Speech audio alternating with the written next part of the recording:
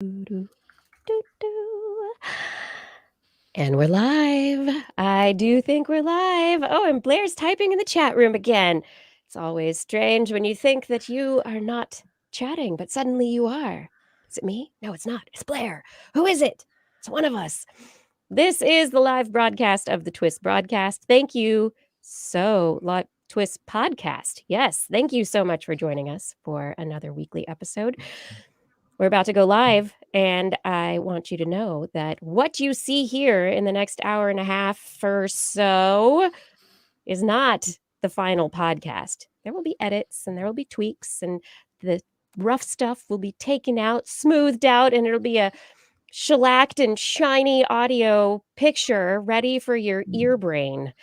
And we hope that you enjoy that. But in the meantime, you're going to be getting the rough and the live us, the TWIS. And we're ready to do this. So, okay, let's start this in a 3, a 2. This is TWIS. This Week in Science, episode number 844, recorded on Wednesday, September 29th, 2021. Pump up the science. Pump it up while the science is pumping. Yes. Hey, everyone. I'm Dr. Kiki, and tonight on the show, we will fill your head with footprints, love bites, and heart. But first... Disclaimer, disclaimer, disclaimer. If you are traveling to planet Earth, a word of warning. Humans. They're a curious case of a creature that does not seem to have found balance with its environment, despite the environment being one of the most hospitable in the galaxy.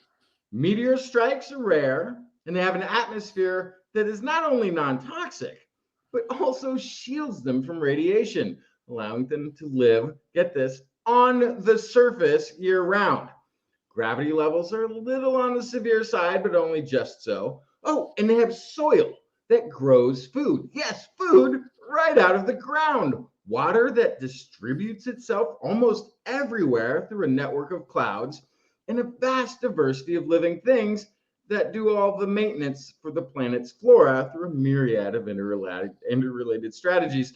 The whole system is perfectly self-sustaining while providing abundant resources for the human's existence.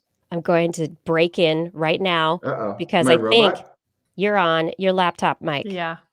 Tap your mic. No, yep. Laptop mic.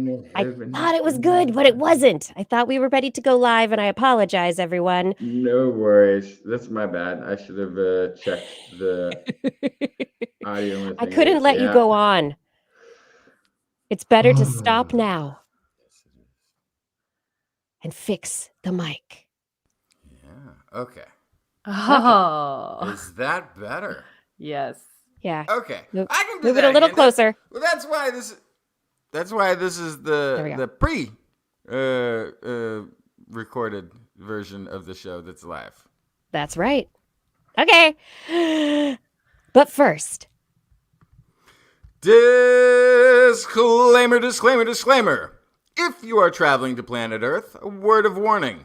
Humans. They are a curious case of a creature that does not seem to have found balance with its environment, despite the environment being one of the most hospitable in the galaxy. Meteor strikes are rare, and they have an atmosphere that is not only non-toxic, but also shields them from radiation, allowing them to live on the surface year-round. Gravity levels are a little on the severe side, but only just so. Oh, and they have soil that grows food. Yes, food right out of the ground. Water that self-distributes itself almost everywhere through a network of clouds, and a vast diversity of living creatures that maintain the planet's flora through a myriad of interrelated strategies. The whole system is perfectly self-sustaining while providing abundant resources for the human's existence. What more could you want from a planet? But the humans don't seem to understand how lucky they have it. In fact, it's almost as if they resent the planet that they are on, spending most of their time in self-made cocoons while doing just about everything in their power to make the outside world less habitable. considerable effort has been made terraforming the surface to make it less self-sustaining. From covering fertile biomes with rock-hard surfaces to killing off pollinators, sometimes intentionally. They have even begun to alter the chemistry of their atmosphere in an apparent effort to cook themselves into their cocoons. So, if you happen to be traveling to planet Earth, beware of the humans. Oh, and while you're there, be sure to catch the next episode of This Week in Science, coming up next.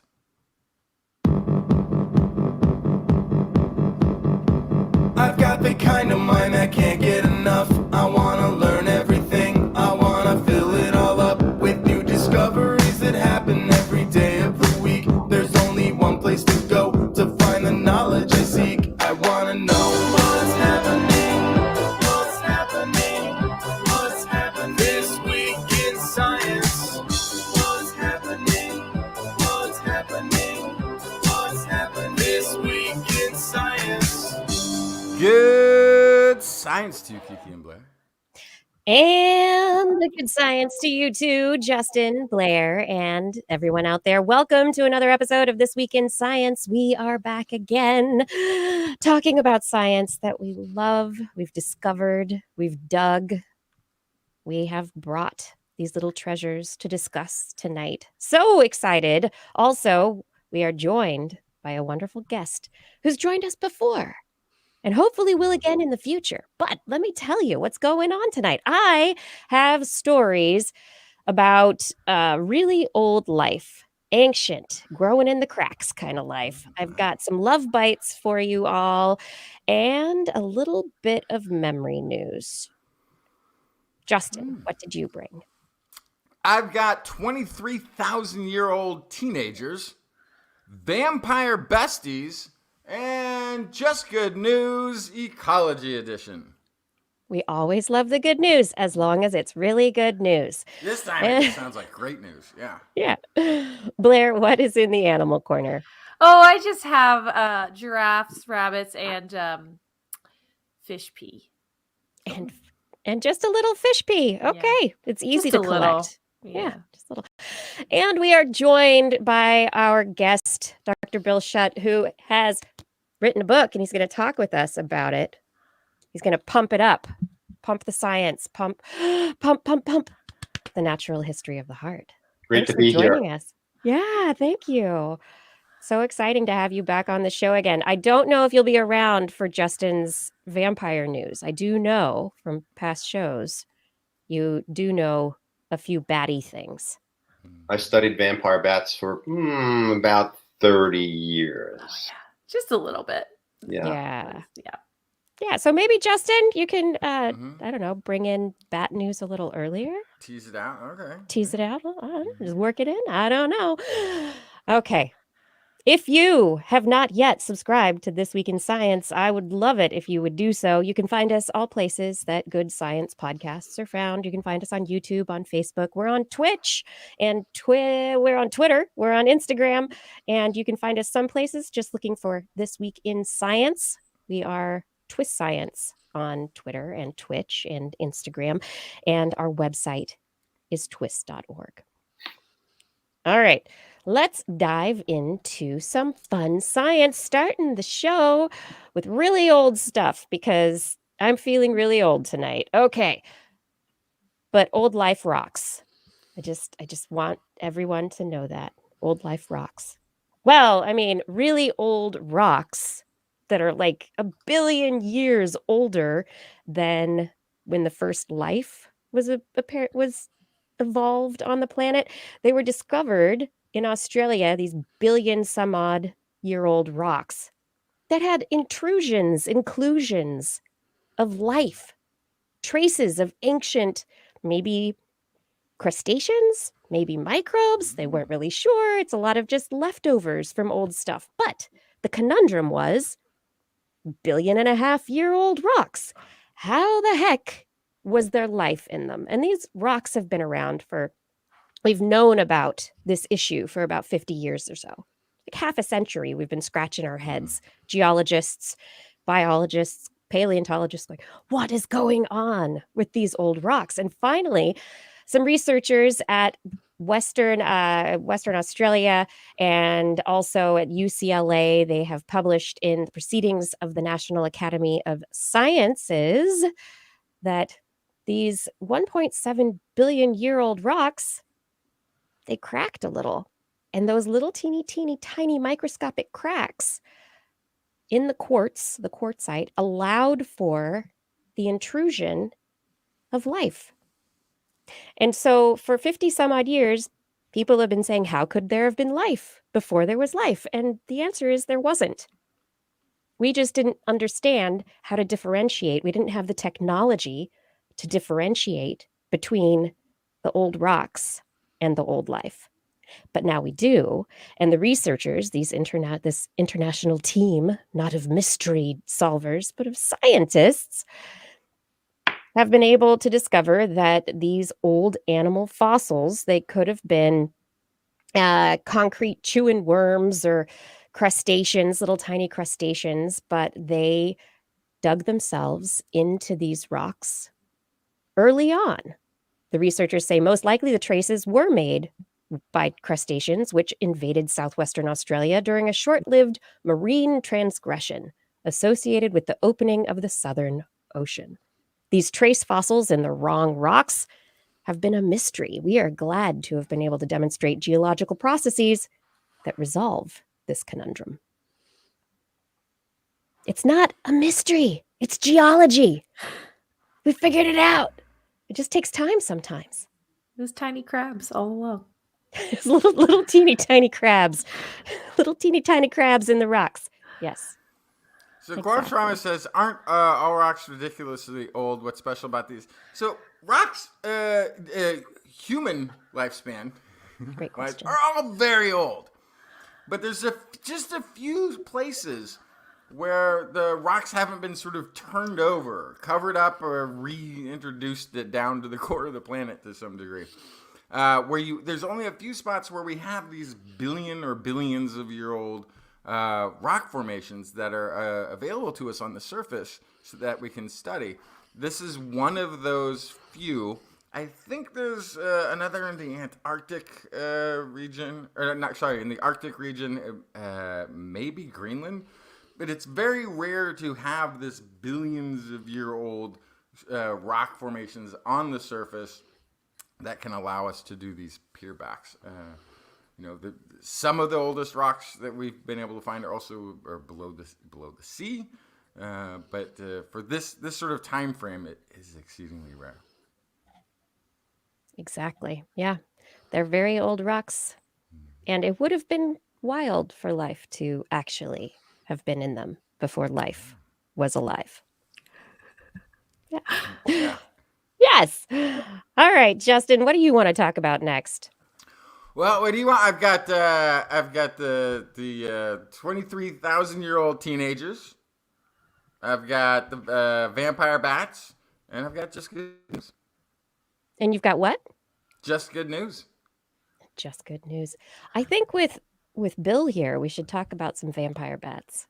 Okay, so this is researchers in Panama attached tiny backpack tracking computers to 50 vampire bats, and some of these were previously held in captivity and studied, and some were completely wild bats.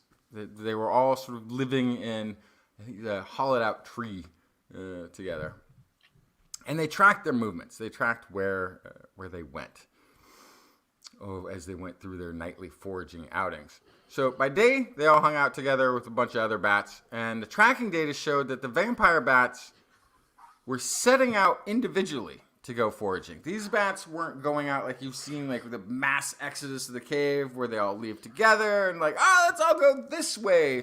These ones are just leaving on their own.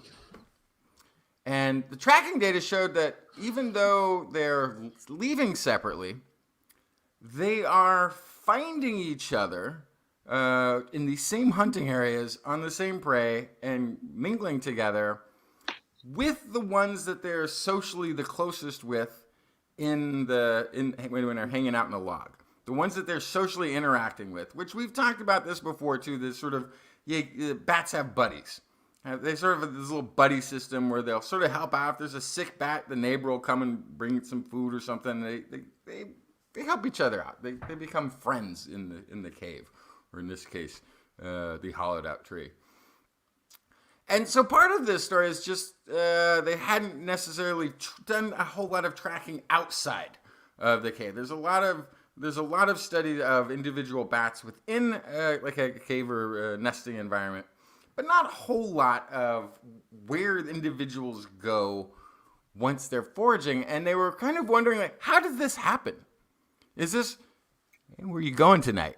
Oh, I was thinking about going over that little swamp on the other side. There's some cows over there I spotted last week. I think I'm gonna go visit them tonight. Go feed over there. Hey, you know what? Okay, I got some laundry to do. I'm gonna vacuum the cave a little bit, but I'll meet you there later, because there seems to be almost a coordinated ability for them to find each other once they're out there. Could be calls, that sort of thing. Except, you know, the distances and the different directions that these bats are going when they're foraging kind of indicates that they have either a routine that they are meeting up to find each other, that they're calling until they find each other, or that they are pre-communicating where they're going to go that evening. It's very interesting. So some of the stuff they looked at too is just that relationship that gets built within, persists with the hunting and tracking. Over the course of only 2 weeks, these backpack computers produced data of about 400,000 individual meetings and interactions, which is a pretty decent data set to have gathered in such a short period of time. Another thing they did was they also were able to do some recording in the field. Some video and some audio recordings, and they caught some unique vocalizations. Again, a lot of vocalizations have been recorded within the caves when bats are sort of chirping to each other versus when they are like there's a buzzing sound, I guess, that is described, that when they're not getting along very well, when they're like, "Hey, back off! Is, you know, let's work this out. I'm not happy with you." But they had this whole different sort of sounds that they were making while feeding. And so some of these are bats that were grouped together on a single cow, you know, sharing meals, which also tended to be the ones that grouped together in the cave. They spent more time together than bats that they didn't hang out with once they were foraging and hunting. And they were making these unique vocalizations while feeding, meaning that they were also communicating about how well the hunt was going to each other.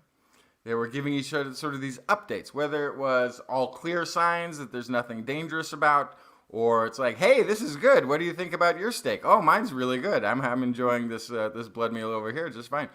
But they had these completely new communications that hadn't been heard before while they were feeding. So I guess my question here is, Bill, after 30 years of studying vampire bats, was there any kind of inkling that bats would have these kinds of close friendships outside of the roost while feeding? Yeah, the work that's being done here that Justin described was being done by a friend of mine, Jerry Carter. We both went through Cornell together, and he's basing his work on the work of his mentor, Jerry Wilkinson, who was the first person to show that vampire bats share blood. It's feeding on blood, solely on blood is a tough way to make a living, and yeah. So if you go back to your roost and you don't have blood, and that these animals can starve in 2 days because of that diet. So they have all sorts of adaptations that have evolved that allow them to hunt successfully. And if they don't hunt successfully, to do things like sharing blood. But I had 2 species of these at Cornell for 3 years, and the behavior that we saw every day was just, blew us away. And sometimes we knew what it was. They had dominance hierarchy behavior where they would hiss at each other, and they had an aerosol come out of their mouths, which basically meant, "I'm the dude, sit back." They're spitting at each other. They're like, "Get back." But they're incredible animals, and I always got the feeling that they were the most intelligent bats that I had ever dealt with before. and it was a whole lot of fun to work on them. Yeah, luckily for me, I started working on them in the 1990s when 99% of everything that was known about vampire bats was known about one species, and the line was sort of, vampire bat is a vampire bat is a vampire bat, and I was coming out of courses that said, if you got three animals, that three different species that live in the same place, then something's got to give, and Right. either one's going to migrate away, it's going to adapt, or one of them is going to go extinct. And so I said, there's got to be differences. And this little guy from the Museum of Natural History took me aside and says, Schutt, you got something now, shut up and go get it. And so I spent the next 30 years showing that there were these real differences between the bats that you saw that Jerry works on are common vampire bats. That's what everybody knew about. The two that I worked on were much more rare, and they fed on birds. And that's how they sort of carved out a niche for themselves and didn't compete with the common vampire bats that you just saw, was by taking to the trees and getting by that way. So their behavior was very different. Right. So they were specializing on their food source. Absolutely. Yeah. Picturing a bat feeding on a bird seems crazy to me, because even just by weight, like a bat and a bird the same size, the bat's going to weigh so much more. So we're talking about things like chickens and peafowl that are up in the trees at night in the tropics. So they fly up underneath the branch, and they just bite them on the foot. Oh my gosh. And then when That's they're done, they fly off. Yeah, no, I was picturing little sparrows. I'm like, oh my God, they'd fall right over. You're picturing the biggest possible bat with the smallest possible bird. No, they're tiny. Vampire bats are really small. Yeah. And, that's one of the things that blood feeders share, whether you're a tick or a bed bug or a leech or a vampire bat, is you're small. And you've got anticoagulants in your saliva, and you're stealthy, and you've got sharp teeth. They're so fascinating. I think it's one of the fun facts here. Yeah, that I left out of this is that the ones that had previously been captive studied, they showed no hunting difference from the wild ones, which means they adapted. And when you adapt that quickly, when you can go from a captive to being back into the wild, it means a couple of things. It means, one, the group has to accept you back. You aren't shunned. You aren't socially inadept enough the group is just like, no, you're not one of us. There's something wrong with you've been captive. You're acting weird. But that they also could learn essentially from the wild group on the hunting strategies and how to get back into the wild and resume that lifestyle. And that really signifies, like Bill said, the intelligence, the social intelligence that's at work within this species to allow them to work together and to help themselves survive, to help the colony survive, and to make all that work. It's fascinating. Yeah. Thanks for your input on that story, Bill. That was great. Oh, you're welcome. My pleasure. All right, Blair. Yes. What did you want to bring to us? Oh my goodness. So we were talking about climate change earlier. I think it was in the disclaimer and stuff. But, when we talk about climate change, we focus on the corals. We focus on, the human element. We focus on migration and pollinators. But we're not talking enough about fish, and specifically their pee. And that is because fish pee is a really important fertilizer to those coral reefs I mentioned before, but also kelp forests, responsible for a huge output of oxygen on our planet, and also seagrasses and all those areas. Those, the kelp, kind of not exactly a plant, basically a plant. Let's just call it a plant. Seagrass is definitely plants. Coral reefs have photosynthetic zooxanthellae inside of them. So all plant adjacent things, right, require fertilizer, just like plants on land do. But in this case, it's the pee. And so this is a preliminary study actually looking at the fish pee and its movement in relation to climate change.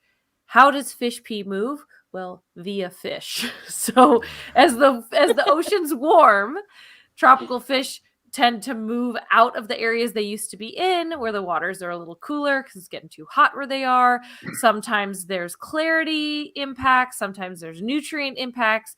The currents change. All these things impact the temperature and other kind of elements of a watery habitat that a fish is very easily going to move out of if it is not what they have adapted to be used to. And so that's good for their survival, but their waste is excreted out of their cloaca, but also directly through their gills, has beneficial life-sustaining nutrients, including nitrogen and phosphorus, like traditional fertilizers. And so if these fish move away from those areas, the ecosystems can suffer. And so this was, as I mentioned, a preliminary study from the Florida International University. And so Will Weed, a PhD student in Justin Campbell's lab in FIU, in their Institute for the Environment, he collected fish from the ocean and held onto them for about 12 hours, monitored their health, and examined the water that they were in to calculate the rate of excretion so that you could kind of capture potential for an individual fish and what type of nutrients could be contributed from that individual fish. So then based on that, you can look at fish population. And then based on that, you can monitor changes in fish population and try to get an idea of what's going to happen to these aquatic habitats as a result of fish leaving, and therefore their nutrients that they excrete leaving as well. So he's trying to map the larger ecosystem scale, see fish movements, and connect them to their ecosystems via the nutrients they provide. So no major findings yet, except that these nutrients are being excreted in large numbers. And so based on that kind of those statistics, now it's going to be step 2 of that experiment to kind of map that out and map it almost in a 3D sense along with changes in populations and distribution. And so this could be a really helpful tool in predicting and protecting ocean health in relation to climate change. So not any huge findings, but I think a very cool idea for a new tool in response Follow to the climate P. change. Follow the P. Well, if Follow you the P. were right, so now if you were going to do some attempts to do coral implanting or that sort of thing, you got to know where the fish are gone. If You have to know where the fish you need went. To follow the food. You have to follow lure the them back, and you have to Or lure them monitor. back. You have to monitor your transplanted coral reef because they didn't have a reason to be there before. So if they're not hanging out now, you can anticipate a die-off in your coral. So that would be a great reason to monitor that. And if it needs help, you might have to temporarily supplement some of those nutrients until fish establish, right? Yeah, that's what I was wondering, if we could do aquaculture, right? Mm-hmm. Take the water from aquaculture that maybe has the pee, the fish urine in it, and supplement a coral reef area, see if that helps. Or set up a fish farm on top of your new coral reef. Well, that might be easier than trucking fish urine all over the place. Yeah, depending where you are. I don't know. It might be kind of far away. Speaking of fish urine, Yeah. did you guys know that there are parasitic catfish in South America that follow the pee, and that's how they literally will swim up underneath the gill covers of big catfish and attach themselves to the gills and feed on their blood. Very So good. they're Vampire using bats it as in the sea. that's how they're monitoring their prey, basically. Yeah, they're tracking the nitrogen. Right. So if you happen to urinate in the water, then they sometimes take a wrong turn. Oh no! Bad for the fish, bad for you. Haul out and use the ladies' or men's room is what I'm hearing. Yes. Okay. Good tip. Yeah, I hope so. All righty. You all, if you're listening right now, just want you to know, quick reminder, this is This Week in Science. You're still watching. You're still listening. This is the show I hope you came to enjoy, and I hope you are enjoying it. If you are enjoying it, share it with a friend. If you recall the last appearances of Dr. Schutt, he has joined us on the show to talk about blood-eating animals, cannibalism, all sorts of fun topics. He's an emeritus professor of biology at LIU Post, research associate at the American Museum of Natural History, zoologist, and is here with a new book, Pump, A Natural History of the Heart. Welcome back to the show, Bill. Thank you so much for joining us again. It's great to be here. This is one of my favorite shows to visit, and to be interviewed by you guys is just a lot of fun. Oh, well, I hope we can let you have more fun as we're keeping you up late tonight. So you've gotten bloody, you've gotten cannibalistic, you've done all these things. It seems like a logical path to the heart, but I mean, I need to ask, was the interim kind of a straightforward, oh, this is the next thing to talk about? Not really. I had to sort of be talked into it. I wanted to do stuff that was a whole lot more vile, and I got talked out of it by my wife, who said that I'm not going to live with you for 2 years if that's what you study. And my, from a sort of financial perspective, my agent and my editor at Algonquin suggested that I look at something a little bit more mainstream. The Cannibal book just did very well, and I was thrilled with it. And I'm still getting interviews about that one. But they wanted me to do something that was that more people might pick up. And so they suggested the heart, and I thought, well, that's got to have been done. And there are hundreds of books written about the heart, and so I did a bit of research. And the type of book that you're familiar with it is. I go through the animal kingdom and I look at these interesting stories, and I'm telling, I'm educating, and I'm trying to be entertaining and inserting humor where appropriate, and then move into humans and myths and history. I'm a big history buff. And so that book just hadn't been written. So I found, I thought this is not going to be weird enough. And I was completely wrong. That there are things here that rival cannibalism as far as like weird behavior of folks thinking that they're doing good medicine back in the day. And then in the animal kingdom itself, there were a lot of neat stories. And the cool thing was that they tied into to cardiac medicine and especially the future of cardiac medicine. So I had a really good time. The learning curve was really steep, and it was a lot of fun to write. But as a biologist, as a zoologist, I mean, if you're a biologist, of course, at some point you've had basic physiology, you understand the heart, it pumps, right? So, I mean, I went through neuroscience training, and so along the way, I got to learn that once upon a time, we looked at the brain as just a bag of goo that was meant to cool the blood, and that the heart was the center of our emotions and our intellect and all these things. What as you were discovering all this stuff, what were some of these key moments in the development of our understanding? Yeah, that was certainly a question that I was interested in. Where did that whole idea of the heart as being the center of the soul and emotions and intellect, where did that come from? So when I was writing this cannibal book, I was interested in where did the cannibal taboo come from? When you say the word cannibal, you have this sort of knee-jerk reaction. Yeah. And so the name of that chapter was going to be Blame It on the Greeks.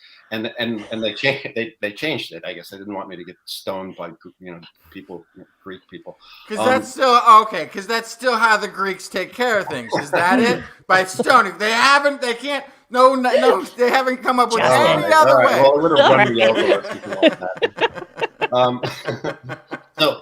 So Blame It on the Greeks got changed to a different name. But when I started to look up how this idea of cardiocentrism took place, I could have named the chapter "Blame It on the Ancient Egyptians" because it was really them. They thought a great deal of the heart, and as you said, that not so much the brain. When they were mummifying somebody, they would take a hook and shove it up their nose and yank the brain out. Get rid of all that useless stuff. Yeah, and they thought that they saw the heart beating. They saw that the heart could react to different situations by speeding up or slowing down. And the sort of natural response to that was the belief that this was the center of everything. And so what happened was that this this got passed down to the ancient Greeks, who paid a lot of attention to what they learned from the Egyptians. And so some high rollers like Aristotle and Hippocrates, they were in on this idea of cardiocentrism.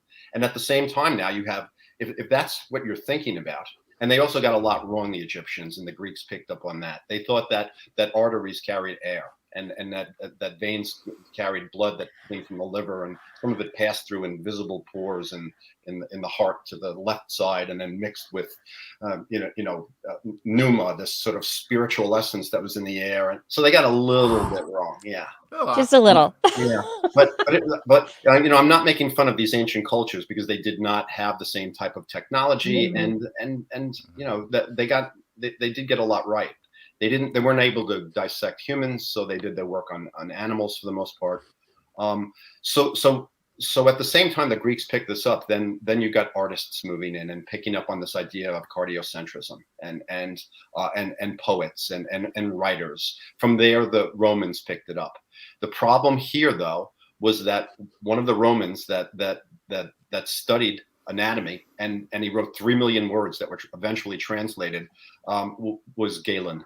And Galen shows up in all 3 of my books, and the problem was not that Galen was a bad surgeon. It was that he got a lot wrong, and his works were, after the fall of the Roman Empire, that his work wasn't initially translated into Latin. So it sat. And in the early medieval times, Syrian Christian translators translated Galen's work, and they put their Christian slant on it. And so when those translations got translated finally into Latin, the church fell in love with it. They thought, well, this is science that we can live with. And this had to do with all sorts of different, these were things like, the 4 humors, and you would bleed someone in order to balance these humors, or, you'd give them emetics, and whether it was mental disorders, there he is. That's in the post office.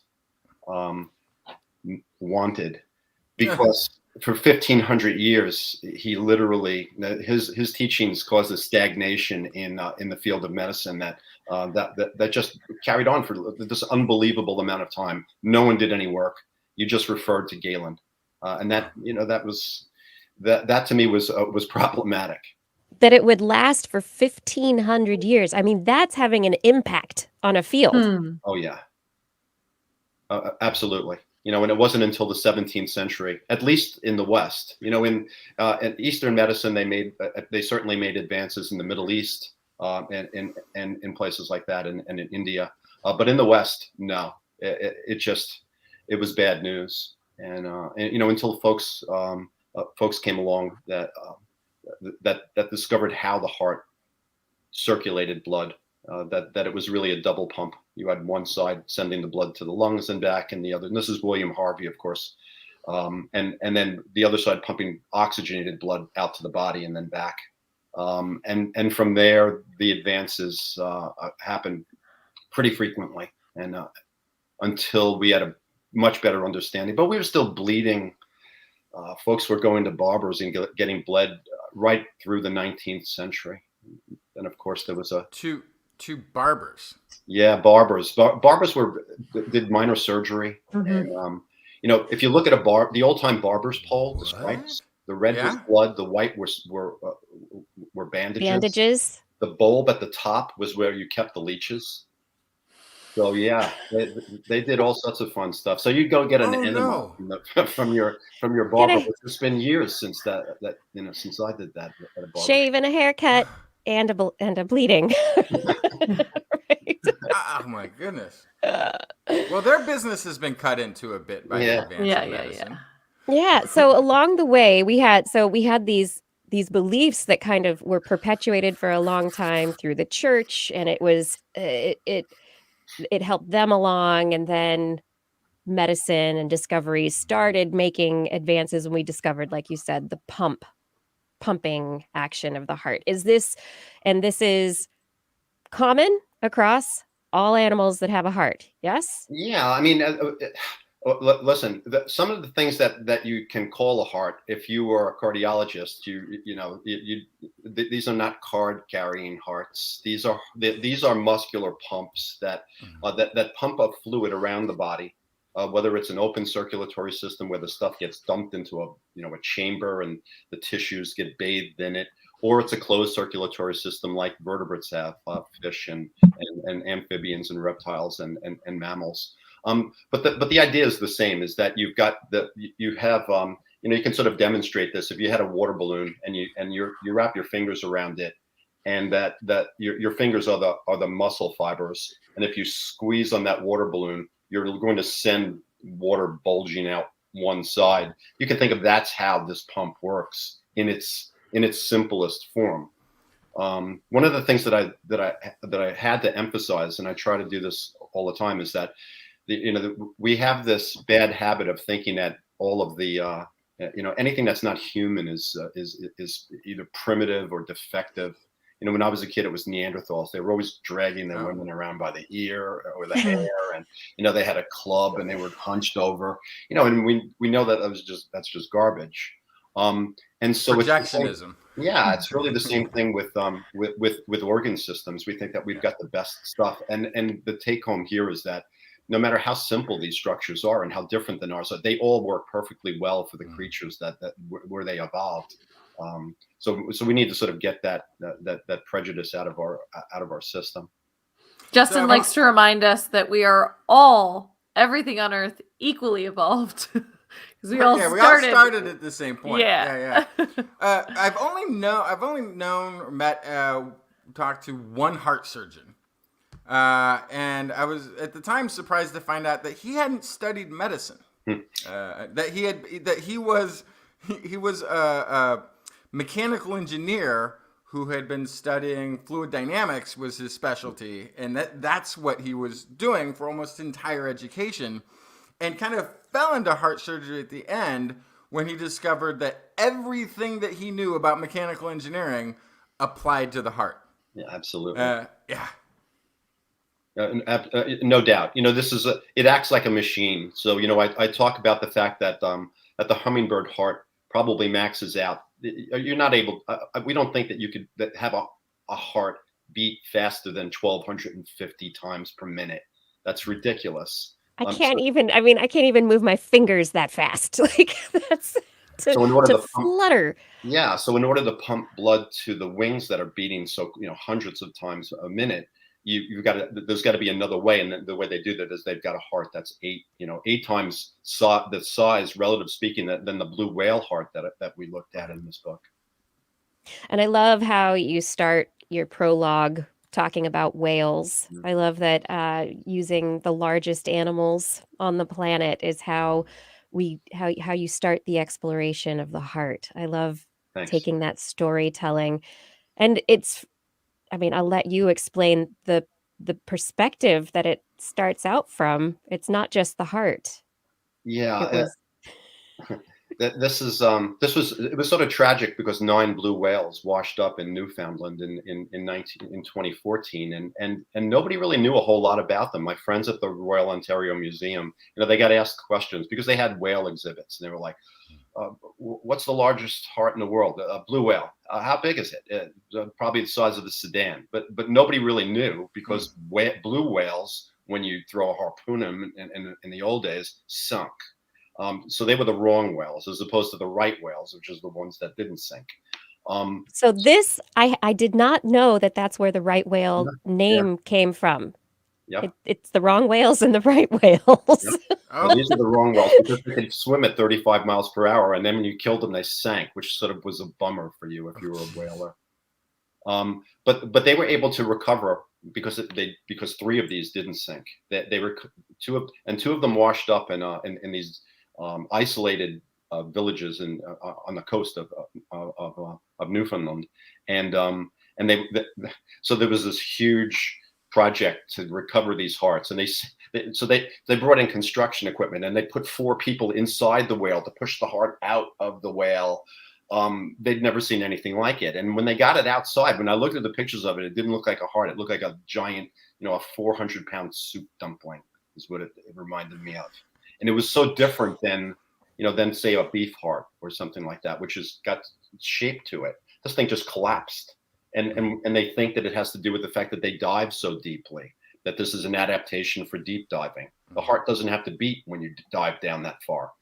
That they can slow their heart rate down to 2-3 beats a minute. So there was so much that they learned about this. There it is. So we were always worried about when we were in lab that we'd splash some formalin or formaldehyde on ourselves, and here they were worried about falling into a vat of 500 gallons of it. Yeah, they're trying to fix all those tissues so they don't degrade. Yeah, so Yeah. That must have smelled lovely.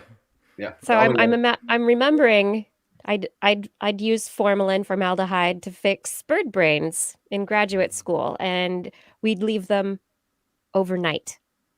How long did they fix this whale heart with 500 gallons of formaldehyde?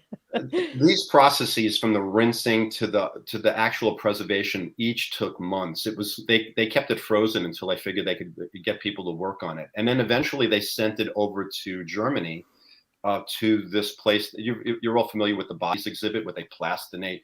So you'll have a guy who's like dribbling a basketball, but he doesn't have skin. This was the largest project that these guys had ever undertaken, and so if you look at the finished product, it's an incredible work of art, but it's a whole lot smaller than they thought it was. So they thought they were going to have a big SUV sitting next to it in the exhibition hall, and really they had like a little mini car, so sort of golf cart size. Yeah, there it is. Wow. And there are that's vessels. Amazing. Yeah, there are blood vessels there that they don't quite know what they are. And look, the heart is bifurcated at the bottom. There was just so much about it that was really different. But the heart size was the thing that surprised them the most. If this was a hummingbird the same size as that blue whale, the heart would be 8 times larger. So it's more efficient for the whale's size. And is this something to do with the whale's blood, the whale's physiology? I mean, there's always trade-offs in the form and the function of animals. So it just makes me wonder what aspects of the physiology led to this difference. Yeah, I think you nailed it, and it probably, as I mentioned, the way that it doesn't sit solidly, if you're looking at it, has to do with diving, and the fact that it's smaller probably has to do with the fact that the metabolic rate of the whale is much lower than, say, a shrew or a hummingbird. So it doesn't have to be as large. It doesn't have to pump as much blood as often. So this is what's evolved over millions of years, and it works perfectly fine. Did you look at all into like differences in oxygen carrying capacity of blood and how that affects? So if you have blood that can carry more oxygen, can the heart be smaller so that it doesn't have to pump as much blood? The only instance that I ran into with that, and there are probably a whole bunch that I missed, I looked at ice fish, which live in the Antarctic, and it's absolutely freezing. But their blood is crystal clear, and they don't have hemoglobin. So it's like, how did they survive? Their hearts are really large, and their blood, they have 4 times more blood in their body than a fish a normal fish the same size. Plus so it can carry more oxygen. Plus they have no scales, so they can absorb oxygen through the water, and cold water carries more oxygen. So they have all these adaptations. So there was a mutation that took place, we think, 5 million years ago, where suddenly they didn't have, some of them didn't have hemoglobin. And if they were anyplace else, they probably would have died immediately. But because they lived in this really cold area, and they're not really active, they're sort of like sit and wait predators. They don't really have a lot of enemies. So they don't really have an active lifestyle, but they've got all these adaptations now, including what you mentioned, blood that can carry more O2 than a typical fish would have. But without hemoglobin. Yeah. Yep. That's fascinating. Yeah, it's weird. So their blood is clear, or nearly clear. That's when we think of blood, it's like it's just going to be red. Uh-huh. Right. And it's okay. So we've got clear blood. We've talked on the show, Blair, about the blue blood of the Wait, Horseshoe crabs. the Yeah. horseshoe crab. Yes. Yeah. Are there any other colors we need to be aware of? Blue and red cover it, and it has to do with copper. Copper. If you look at the Statue of Liberty, and it has that sort of blue tint, that's what happens when copper oxidizes. When you add oxygen to copper, it turns blue. When you add oxygen to iron, which we have in hemoglobin, it turns red. So that's pretty much it. And a lot of creatures have blue blood. Lobsters, of course. Not just the horseshoe crab. Right. But they were the ones that I spent time working on because of the the sort of medical ramifications of that, and the fact they've been around for 500 million years, and now they're being driven to extinction because their blood has got this substance in it that can detect endotoxins. What could go wrong? We'll just bloodlet a whole species. I'm sure they'll be fine. On an industrial scale. Yeah, and it's an industry. Mm-hmm. People going into the waters, harvesting the horseshoe crabs, using them for their blood, and we're not. It's not sustainable, and it hasn't been. What do we do if we kill all the horseshoe crabs? That's destroying an animal that's existed in an ecosystem for 500 million years, and it's also affecting our future. Yeah, there is some good news, and that is, thank you. They've come up with tests now that, and this is a shame that COVID came around for certainly more than this reason, but they had developed a new, based on DNA technology, a new test for endotoxin that did not use didn't use horseshoe crab blood, and they were just starting to use it in some major drug companies when COVID hit. They didn't have access to it, so they fell back. Of course, there was a lot more testing with all the hospital situations and sterilization that gets done, because that's how endotoxin shows up. You destroy bacteria by sterilizing it, and the substance that used to be in their cell membrane is now floating around free, and that's the endotoxin. It's not something that they store and throw at their enemies. So this got pushed to the back burner. And the other thing is that they get used big time for millions of them are killed every year for bait, for mostly for eels and whelk. And now Cornell has developed a synthetic horseshoe crab scent that they are passing out to these fishermen to use instead of chopping up horseshoe crabs. This is called Smells Like Horseshoe Crab, and they can add it to, I don't know, a roll of toilet paper or something. And that's a good name. I mean, I can't believe it's not horseshoe crab. Better name, Blair. That would have been good. I know, they should have called me. Blair, what should we call our synthetic horseshoe crab scent? Oh, I got you covered. Here we go. Was there anything else like there? We've got whales, we've got hummingbirds, we've got different kinds of blood. Was there anything else that was just really surprising to you as a zoologist as you were writing the book? Well, a lot of it had to do. I mean, I wrote a lot about human, about medicine, and some of the things that are coming down the pike are just blew me away. And this has to do with folks like Harold Ott at Harvard. There's a real demand for donor organs, whether it's hearts or kidneys or livers, and a lot of people die on waiting lists. Thousands of people die every year waiting for a transplant for reasons that are pretty much commonly known about tissue typing and the fact you've got to ship this thing across continents, etc. But he's trying to get around that by taking cadaver hearts. So if you let's say so people were like, well, they're going to rob graves. I'm like, no. If you have it written out that if you die, that you're instead of your heart going to a medical school, that it's going to be a donor heart. And they take these hearts, and what Dr. Ott is doing is putting them through this rinse, and it's literally a type of detergent that washes away all of the cells that your body would reject if they had taken that donor heart and transplanted it into you. So what you're left with is something that looks, it's white, pale white structure made of mostly of collagen. So it's a connective tissue that you don't have an immune reaction to. And then he's taking stem cells, and this technology exists. taking cells from the person who'd be the recipient, from their skin, fibroblasts they're called, common skin cells. So they don't have to go into you and do a biopsy or anything like that. Converting them into stem cells, stimulating those stem cells to become cardiac muscle cells, and then seeding this scaffold, this model that's left of connective tissue, and growing a heart that they will then transplant into the recipient. They think about 10 years from now they'll be doing that. I think if they can get to that point, it's going to be amazing. And the amount of progress that they've made in the last 10 years is astounding. And this technology just keeps advancing in leaps and bounds. I know they've been able to start getting blood vessels, and this is also research that's part of fake meat research, right? You want a steak that's grown in a petri dish? Well, it's got to have blood vessels in it and fat marbling to make it more real. And all of this is the stuff that needs to go into growing a heart too. Mm-hmm. And so, yeah, all those pieces are going to come together.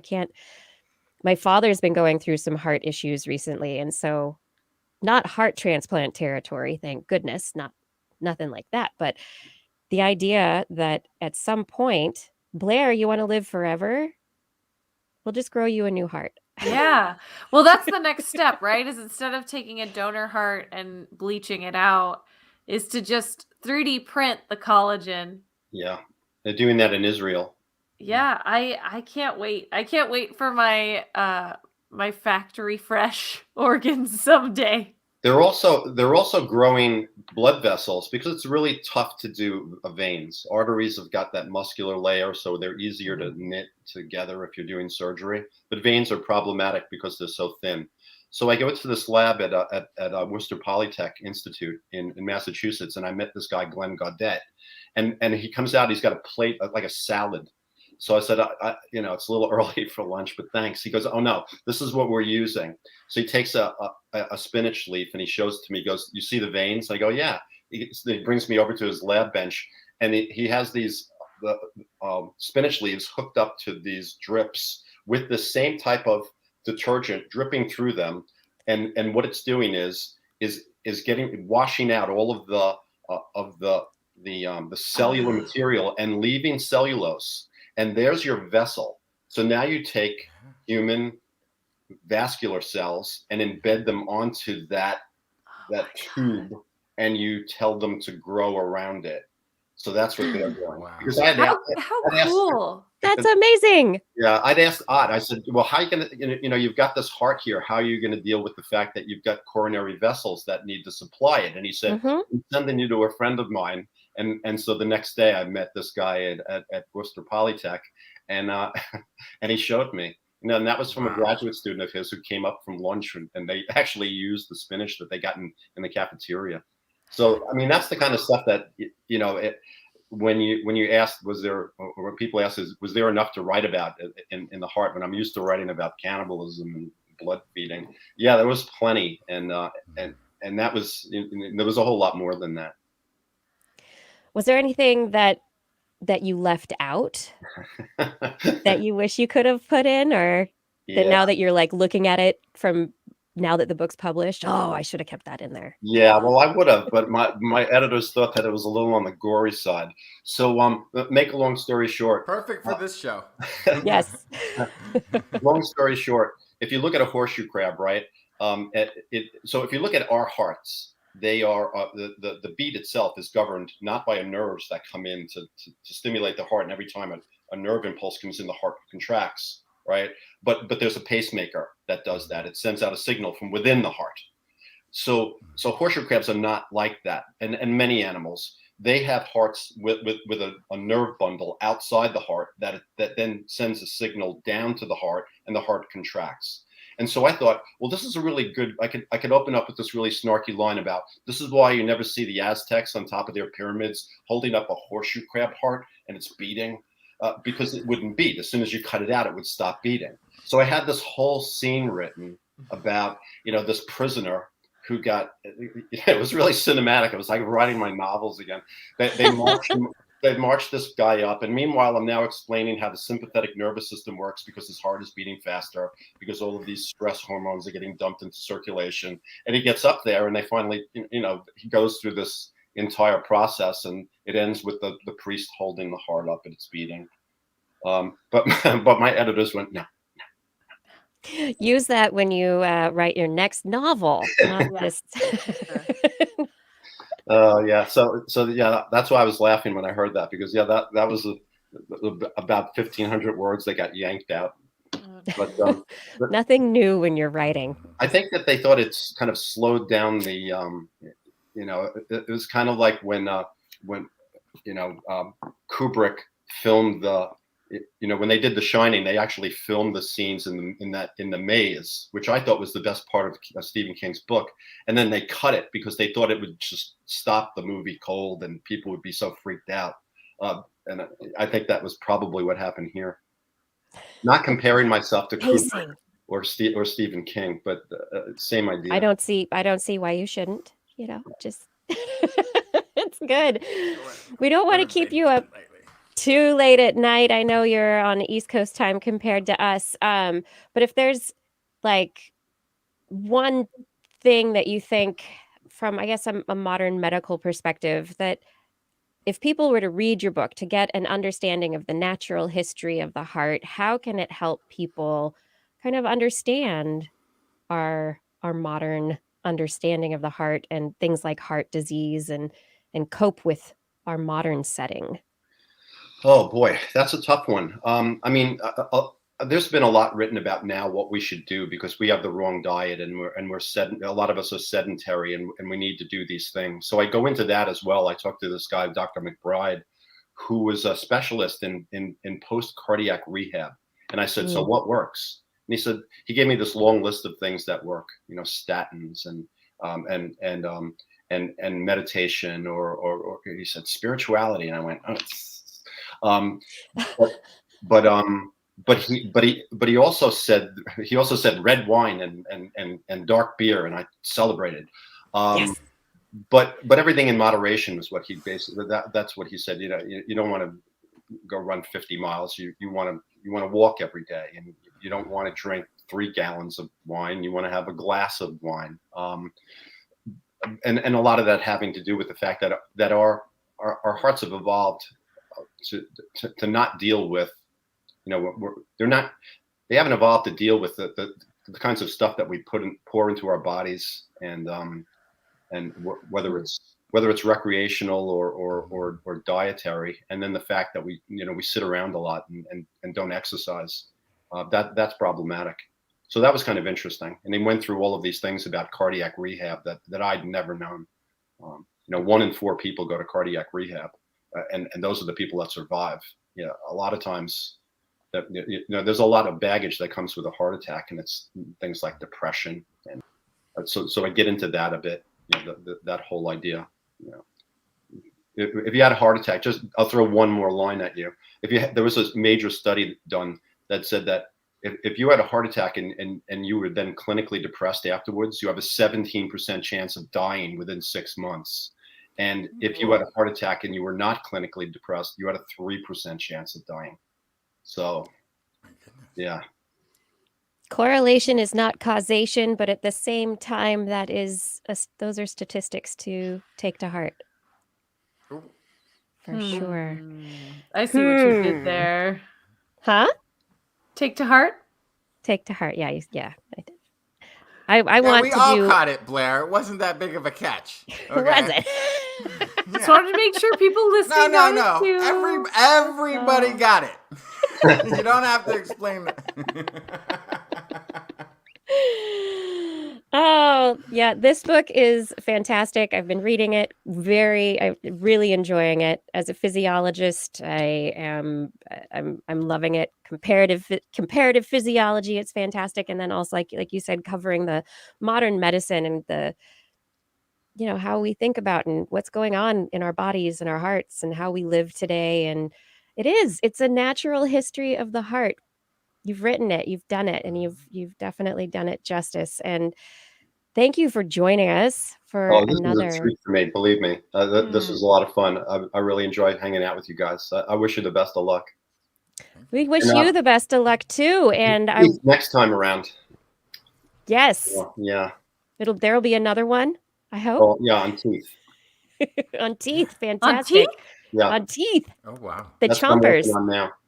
And I, in the meantime, will work on as many chewy puns as I can. It's gonna have Well, all look sorts forward of teeth. Are fun. They've got all sorts of forensic angles on them too.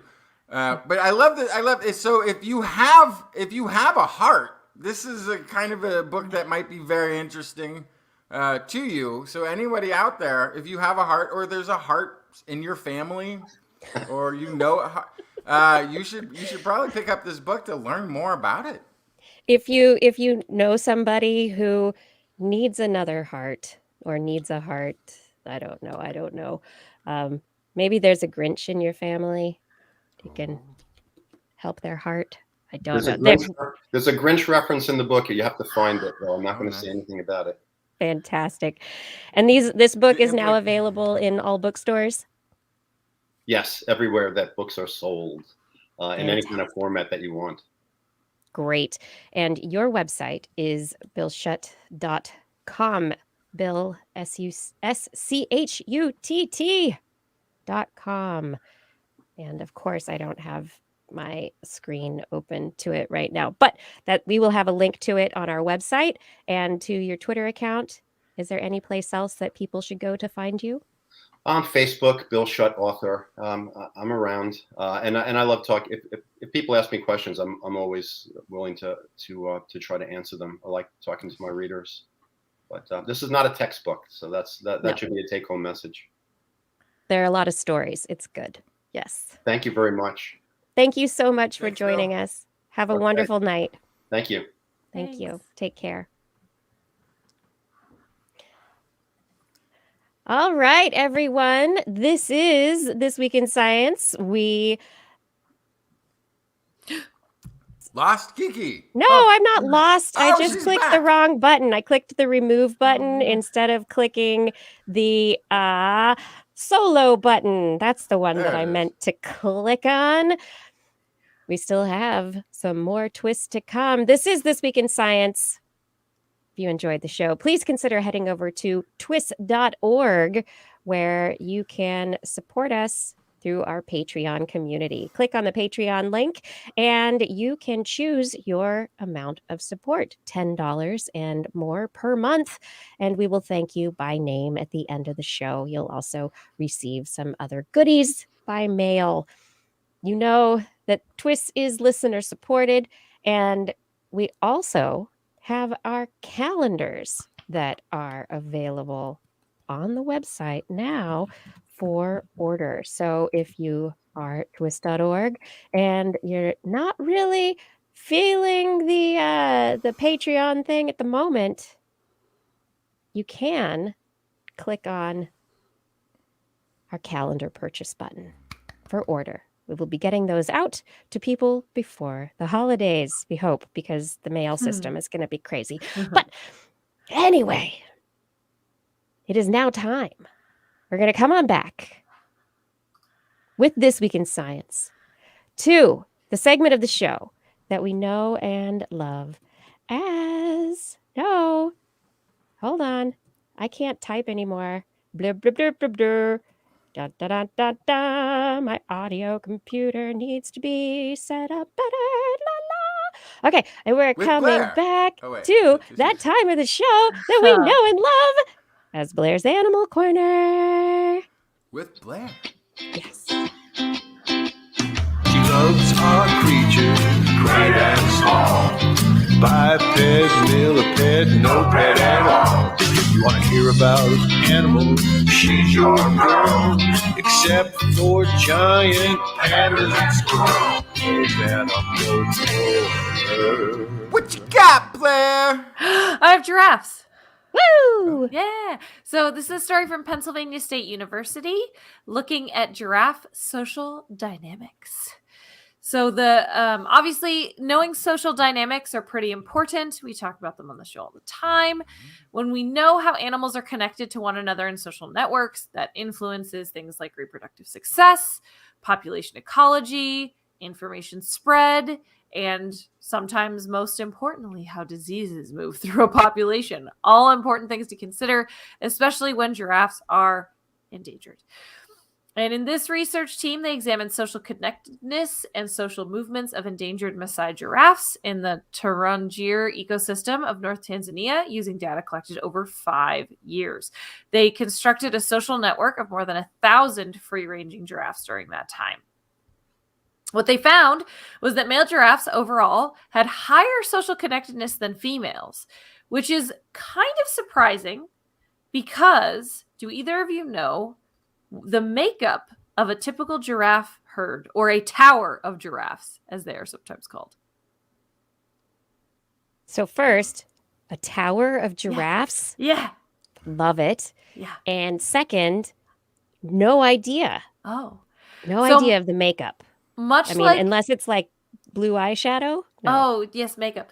No, much like a lot of hoof stock, there is one male and many females.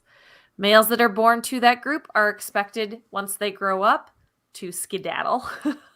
And females usually skedaddle until there is a changeover in the male, right? And then they can stay. But ultimately, that is how this works. So you would expect social connectedness in males to not be very high because there's one of them and then a bunch of females. You would expect, conversely, that females would have very high social connectedness because they have to work together within their herd or tower. But this found kind of the opposite. Male giraffes have higher social connectedness than females, and that means that males interact with greater numbers of other individuals than females. So the older males had the shortest social path lengths of all the giraffes, and this might reflect mating strategy of those males. They roam widely across landscapes, searching for females, searching for a group to join.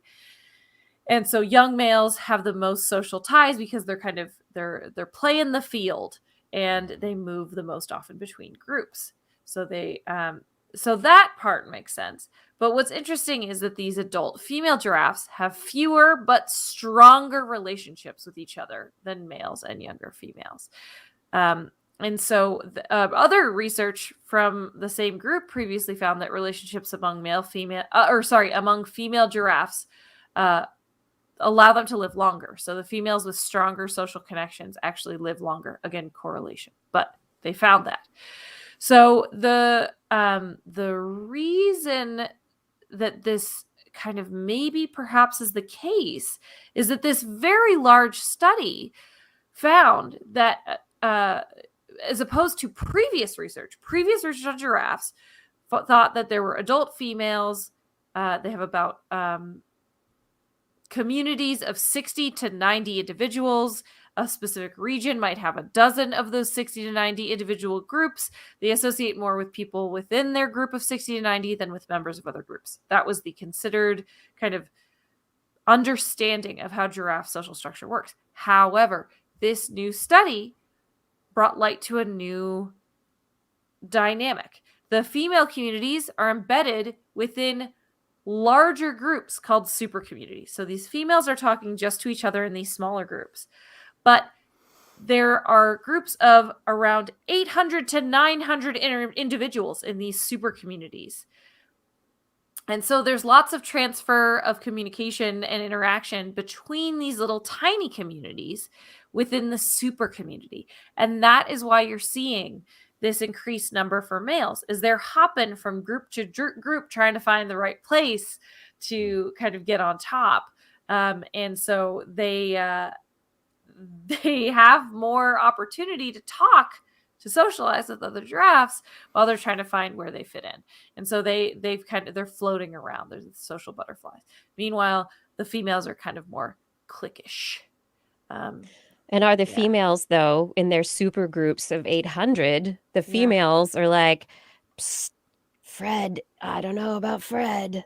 And Yeah. I mean, are they warning off Fred females has in been other little suspect. groups? Or like, is there, even though there are the cliques of the 60 to 90, are they talking? Are the females talking amongst themselves in this super group? Good question. So, according to this research, it really looks like the females are focusing all of their attention, or most of it, on the people in their kind of subset group of 60 to 90. They're really not scooting over to other groups very often to transfer information. So Fred actually could probably get away with a lot more nearby if he cut his losses with his current group, for sure. And so these female giraffes are forming distinct and stable social communities with a large number of other females. And then these males, perpetually searching for mating opportunities, are kind of bopping around from female group to female group, forming these super communities. This is great because it allows gene flow between groups. So this prevents any potential inbreeding and allows for this kind of gene flow, which is great because, again, giraffes, no matter how you categorize them, 7 subspecies, 4 subspecies, we've had that conversation before. Nobody Right. knows. This might be part of the reason that they're having so much trouble categorizing these guys, is that over the millennia, they have hopped around so much and there's so much fluidity that giraffes could be kind of like a ring species where they have genetic flow all All the over way Africa. around. Yeah, Mhm. that's like not, it's causing these kind of blended lines across subspecies, which I think was my own kind of interesting that I brought out of all of this. But of course, this is all really important because, again, giraffes are endangered. Yeah. And if we understand their social connections, they can have a more successful time in their conservation efforts. So they don't want to translocate animals into new areas if they are part of a super community that they are removing them from. If they understand gene flow within these super communities, that will help them decide where to bring in new genes from that might not be represented if they're trying to beef up the gene pool, all these sorts of things. But anyway, giraffe herds, towers, whatever you want to call them, are a lot more complicated than we thought, and there's a lot more movement amongst those smaller groups than we thought. Which is good to know. Mm-hmm, mm-hmm. I mean, but as it comes out, how often do we say it's more complicated than we thought? Yes, always. Almost all the time. Always, always. Speaking of things we always say, Yes. I have another story that I have a little bit of a rant, but I'm just going to give you the story first. I'm going to try to not inject my own narrative. It's going to happen, but I'm going to try my best. Okay. This is a study from University of East Anglia, and it's part of a really important study looking at endangered animals in Europe. So there's a thing called the Shifting Sands Project. They're one of 19 projects across England that make up the National Back from the Brink initiative. And so together, they are aiming to save 20 species from extinction, and by doing that, benefit over 200 more. So it's a really, really great cause. They are trying to take a smart approach to this. They're not just kind of throwing money at the problem. Research is involved so they can figure out how best to prioritize and save these animals. And so this study in particular that I brought tonight is focused on rabbits. This is specifically looking at wild rabbits in England, and their numbers are declining regionally, nationally, and globally. They have recently been classified as endangered in their native region, which is the Iberian Peninsula. So rabbits, we think about something that's all over the place. And part of the reason for that is that there are pet rabbits. So we're just used to seeing them all the time. The idea that they could be endangered seems crazy, but one of the reasons these rabbits are endangered in England is from viruses being spread from commercially bred rabbits. So people have rabbits as pets, or maybe they have them on a farm, or any number of things. And a rabbit will get out. And if you see rabbits in the wild and then a rabbit got out, you're like, meh, it's fine. They're rabbits. It's rabbit. They're all rabbits. It's fine. They're not all Whatever. the same. Not all rabbits are the same. They come from all over the world. A lot Right. of pet rabbits and commercially bred rabbits are not native to whatever area they're being sold in.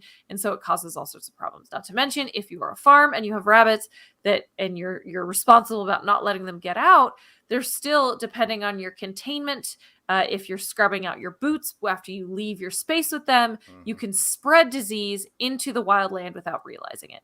So all that to say, these rabbits are in trouble. And so the reason that this group wanted to look at rabbits is that they claim, there's my hint, they claim that rabbits are keystone species. They hold together an entire ecosystem by grazing and digging. So by the fact that you said they claim as opposed to they reported They or are. stated or they are is because I'm assuming you have a little bit of hesitancy accepting this information. Here's my thing. Here's my thing about keystone species. When I first learned about them, I thought they were so cool. I was like, yes, this makes total sense. Otters, keystone species. Elephants, Beavers. keystone species. Beavers, keystone species. There's Pandas. so many, there's so many good ones that they are considered a keystone species because they have a cascading impact on their environment. Yeah. They impact almost everything living in it. Plants, animals, bacteria, fungi, everything. The problem I have with keystone species is the majority of keystone species that we know of and that have been classified, mammals. A lot of them, cute mammals. Also, what is the threshold for a keystone species? Because my understanding is a lot of ecosystems are like a web, you see. And if you take one thing out, everything is impacted. So what level of impact is enough to make it a keystone species?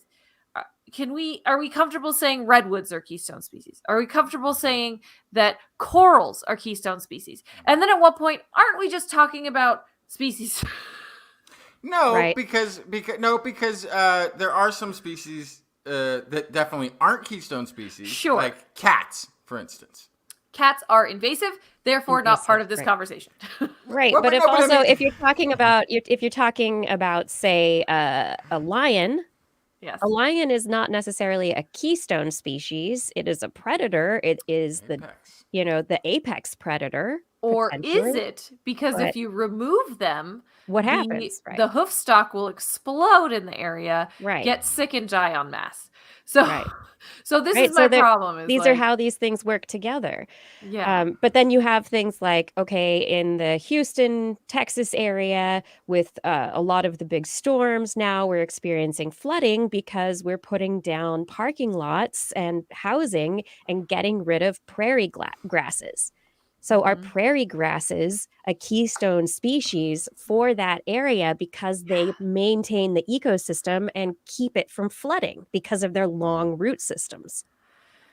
This So is if my I could- point. If I can make an analogy that I think is to your point also, Yeah. if you were to think of about something like a bicycle, and what's the keystone part to a bicycle? Well, it's obviously the wheels. Oh, so you could go without the brakes? Oh no, that's a keystone part also. Yeah, what about so you the don't need a gears? steering wheel. Yeah. Oh no, you need to be able to steer so that's also a keystone part. What's the part of the bike that you could actually remove from a bike that you really don't need? The bell. The bell. Maybe. Yeah. The bell. Oh, but then you get hit by a car. reflecties. Oh yeah. See. Yeah. And so this is kind of what I'm saying is Yeah. I understand what this project is trying to do. I understand they're trying to prioritize because unfortunately we cannot save every species right this second. Yep. So Yeah. they need to prioritize. Start somewhere. They need to prioritize influential species that have kind of a ripple effect of an impact on a space. I get it. I'm with it. I just think we're using this keystone species definition fast and loose to fit what we want, which is like cute and fluffy usually, also already starting to disappear, and we're seeing what's happening as a result, right? So that's a lot of it is like the oopsie factor of, oh boy, we really shouldn't have removed that. That's important. Can you put it back? So I it's important. It's important messaging. I think we should be careful about overselling the influence of some species over others. For Because sure. also, like, Yeah. the lizards that live there that also dig and graze aren't considered keystone species, but they're being killed en masse by cats. So yeah, so it's very difficult to pick and choose. Anyway, back to this. I will just finish Save with the some actual ecosystem. science. Yeah. So what they saw as they they tried to figure out what they could do to promote rabbit populations in that area. And instead of trying to like start a breeding program or do other things that we've definitely talked about on the show in relation to bringing back endangered species, what is cool is that they found what rabbits needed to thrive in the environment and looked at why that wasn't there. So simple, cost-effective ways of encouraging rabbits includes creating piles of downed branches, they're called brush piles, and to make sure there are banks of loose soil. And so where this all comes from is actually showing that, Pip Mountjoy, Shifting Sands project manager at Natural England said, I really liked how he said it, quote, "The project's interventions have provided a lifeline for this unique landscape and shown how biodiversity can be promoted by disturbing places, not just by leaving them alone. These rare habitats are becoming overgrown and species are declining as a result of changing land management practices and human impacts. It's our responsibility to restore and maintain these spaces for nature. Some of these species exist only here, and if lost, will be lost forever." So it's a good reminder that what we think looks like a barren wasteland of a plain actually has exactly what a native rabbit might need. And when we leave those areas to go wild, we reduce our land management or we make it look more manicured. That can actually have detrimental impacts to the animals that live there. And so I thought this was a really cool moment to recognize, like, okay, we can kind of do an audit of a space where there's an animal we're trying to make sure doesn't go extinct. And we can see, like, okay, this is the thing that they need. Okay, so we need to make sure that those things are available to them, and also that we're not doing other things here that are counterintuitive to what they need. And so I really like that look at land management, because not just this keystone species might have a positive impact from that. If that's what that plains originally looks like, there are all sorts of species that can benefit from it looking like it once did. Yep. The one species is not the only species, that they all enjoy it together. Yeah. That's a great point. Justin, do you have some stories? Yeah. So this is actually a great one to follow. Just good news. Woohoo. That's that new segment where we try to show something positive from an uplifting a type of story from a topic that is usually a big downer. And try to bring you the good version of that. This is the ecology edition. Just good news, everyone. 23 keystone species, if you will, have been removed from the endangered species list. I just briefly looked over the list. No. This is actually quite impressive. It includes the little Mariana fruit bat of Guam, more than half a dozen Hawaiian island birds, one plant, 8 or 9 fish, water mussel species from fresh waters across the United States and Canada. There's the ivory-billed woodpecker, which I was amazed about because apparently this is the largest U.S. woodpecker. Hadn't been seen for like 70 years. All have been removed from the endangered species list this week. Credit for the removal has been given to developers, water pollution, logging dams, invasive pet species, feather hunters, and private trophy collectors. In each case, humans... That doesn't sound like a conservation effort, really, if you ask me. In each case, humans were the ultimate cause for the extinction of... Yeah. Oh! Shoot! I thought this was... Because there says that we're getting removed from the list. I assumed... No.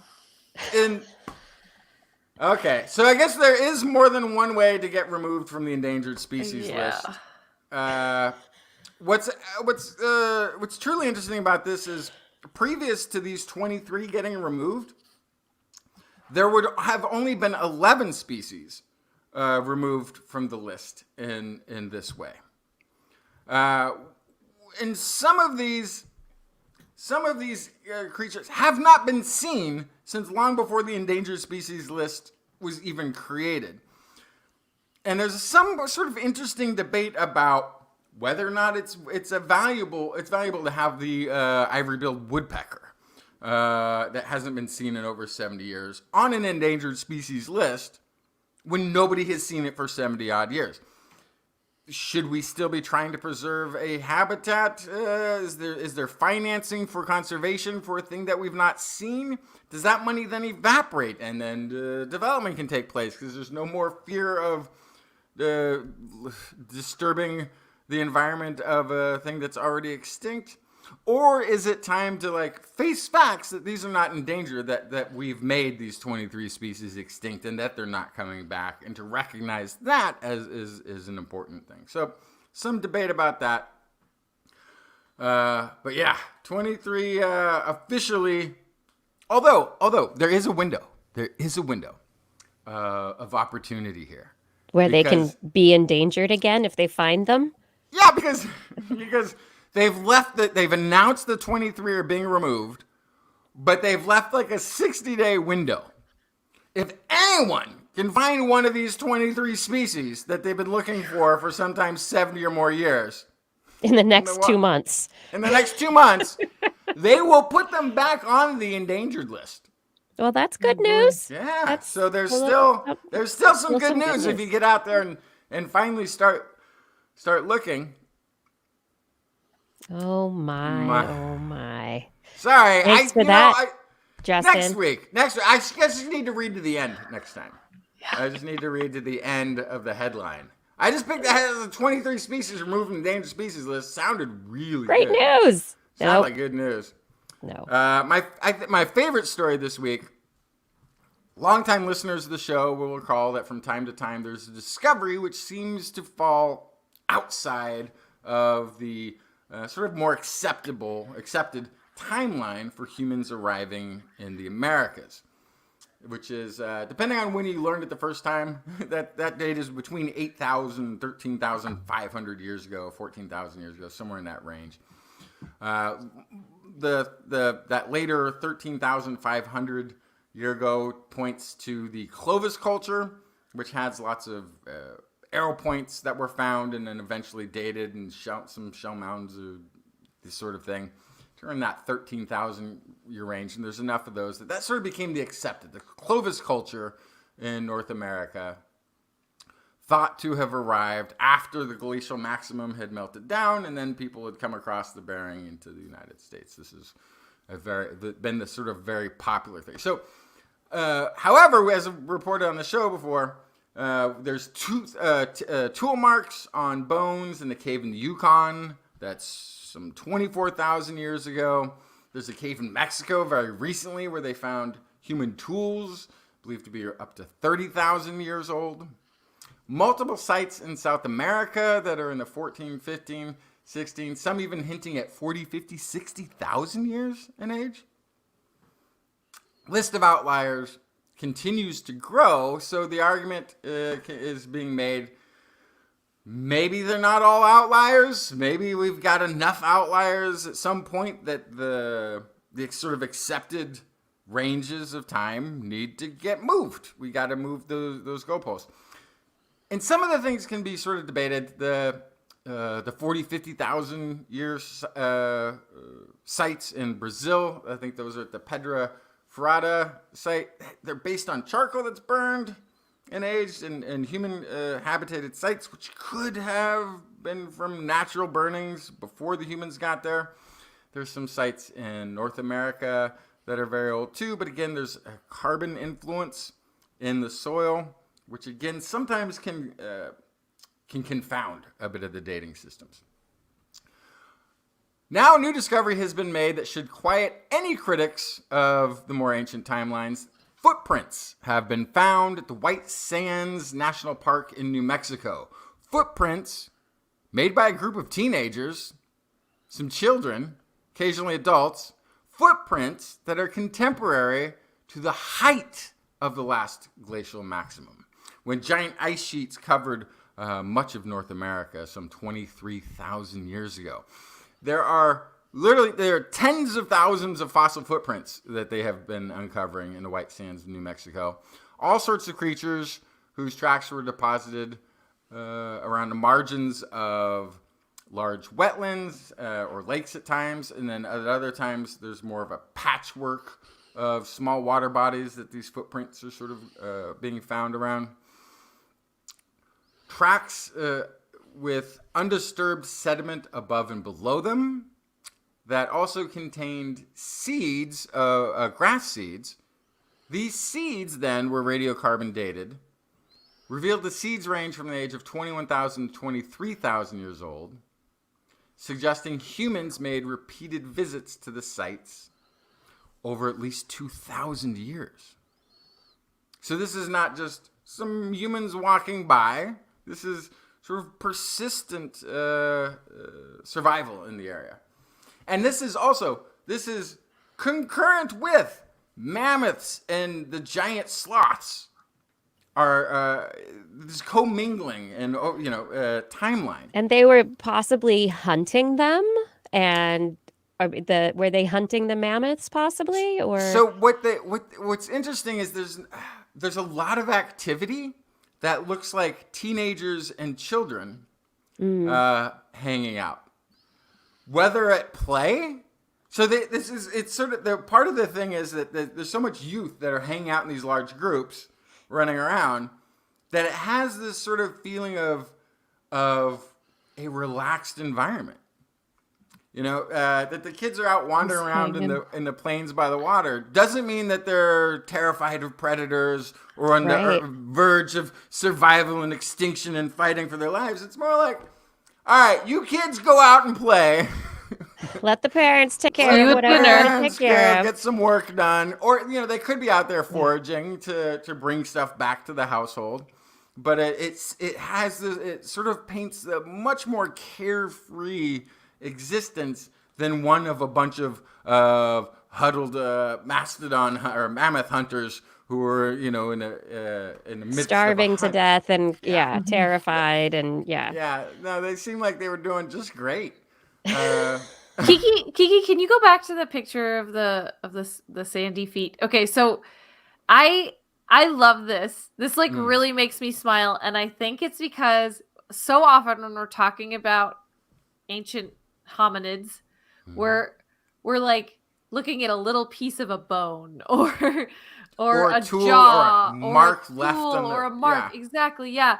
But this, I can imagine a body that goes with this foot, and I can kind of just see everybody hanging around with these footsteps, and it's so sweet to me. I don't know why, it's just really hitting me.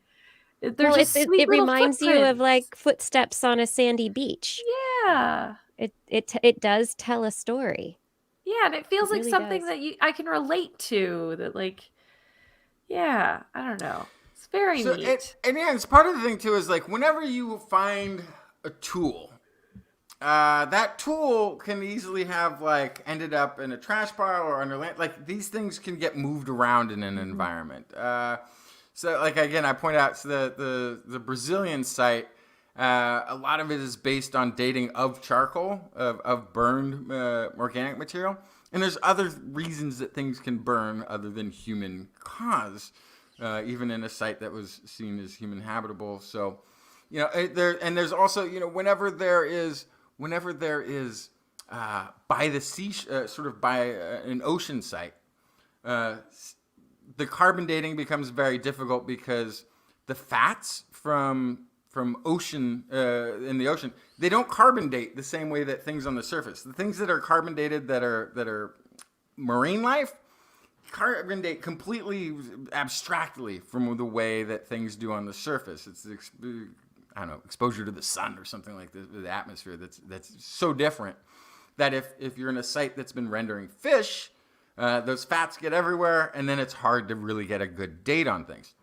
The amazing things about this is you have the footprints don't move They don't. Once you get these footprints into these sands, they're not changing position, and you have evidence below and above that you can also use to pinpoint time. So these are some of the best examples of dating. One of the best laboratories for dating accurately, and it's putting it 21 to 23,000 years. Again, height of the glacial maximum. So this is, you got the bluefish cave people up in the Yukon, like waiting for the ice to thaw, trying to get down maybe. But, Right. but the idea had always been for the longest time that ice had to melt before humans got down. And here we're showing thousands of years of humans living below that barrier, which then has implications for all of South America, meaning there's no obstacle whatsoever for all of the rest of the Americas to be populated at that time. DNA from modern indigenous Americans, scientists have worked out that their ancestors did arrive in several waves from Asia, but some of which had become very genetically isolated for a long time. The cause of that had not really been understood, but the idea that you would have this divide of the ice sheet that would last for 10,000 years could really be a good example. So that also means that the arrival could be much, much, much earlier than these footprints. Because again, that's It probably the would glacial have had to maximum. have been. That's the whole reason we thought that people couldn't have gotten down there, is because this point right here was impassable, many thought. If people are already down in New Mexico 23,000 years ago, then when could they have gotten there? How much further back in time would we need to go to actually make that possible? We have to find the evidence to be able to really figure that out. But is it possible that it'll go back to that 40, 50,000 years ago, the evidence that you were talking about from Brazil? Yeah. So that's the thing. Those things that were such outliers that they were criticized because of all the other ways we had to figure out, like that data, those huge outliers could have been there. Now you have a data point that's more solid than pretty much any other data point that you've got out there. And it's saying, oh no, right in the middle of where you said this couldn't have happened, this happened. And based on why we thought it couldn't have happened, because of the big ice barriers, that means it had to have actually started much, much earlier, which then starts to fit with those big outliers of time down in South America and some of the sites in the United States that we assumed were just being dated too far back to match what we thought had happened. So, yeah, much more to learn, of course, as always. Always more to learn. Now we just need to find, the pathway that everyone came from South America and Brazil, and then they traveled up instead of going north and down. We're just North America. Northern Hemisphere has a bias problem. We are very biased, northerly biased. Everything. It's like the Earth is oriented to the north in space. Like really. But anyway. This is This Week in Science, and I do hope you all are enjoying the show. I have a couple more stories right here at the very end. Love bites. There are animals, and I'm not saying that love bites. I'm just saying there are animals that bite each other during their courtship. And it looks as though Tyrannosaurus rex was one of those species. Ouch. Oh, wow. Yeah. An analysis of fossilized theropod skull bones, about 528 of them in all that they looked at. 122 of them had deep bite marks and healed lesions. And they were all in skulls that were past sexual maturity. So no baby or juvenile skulls seem to have any of these facial wounds in them that they looked at. And so the researchers have concluded and published this week in Paleobiology and I think about that adults of the T-Rex species, they went into courtship very aggressively, and that the males would fight for dominance and square off against each other, biting. What they say is each animal would deliver lateral head swings to seize their opponent's skull or lower jaw. Swing that lateral head swing. So they're swinging their head to the side, mouth wide open, trying to grab on to the other dinosaur's base. And Gently, I assume. Just very sweetly. Oh, just a little nibble. Very Just sweetly. little love Let me bite. just dent your skull a little. Yeah. So they found that the skulls of smaller dinosaurs, other theropods were on the branch that led to modern birds, did not have bite marks like this. And so they are making the assumption that the violence of the T-Rex theropods was left behind as birds came onto the scene and They also don't used have their teeth. feathers to show off and stopped fighting each other so much. Yeah, I don't doubt that they tried to keep biting. It's just without teeth, you can't hang on. You can pinch, You'd but be you really can't surprised, grab. is all Yeah. I'm saying. The cassowary, I think, is one of those birds that you would probably not want to let laterally swing their head at you. You're more worried about the nail for the cassowary. Yes, That's the the nail of the eviscerator. That's Wow, a dinosaur. I feel like there's a lot of jumps happening in this story. I but, absolutely agree with you.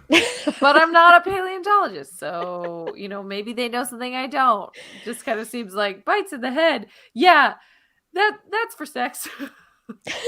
That's it. Yeah, it's an assumption that it wasn't in the youth, it was only in adults. And so it's being assumed that maybe courtship behaviors were aggressive. We don't know, but it seems possible. It could also be that adults just happened to get into more fights as they were scavenging for their meals. Yeah, I mean, if you think about them like hyenas, Right. they could fight over food all the time. Mm-hmm. Huh. And they probably Yeah, did. Yeah, and it just becomes more lethal with age as you become a big dinosaur. Yeah, I thought you were gonna say sometimes you're fighting over food and then the mood strikes and things change a little bit. After The a nice Tyrannosaurus dinner. cute, as it were. Nah, no cuteness. Bites. Love bites. Love hurts.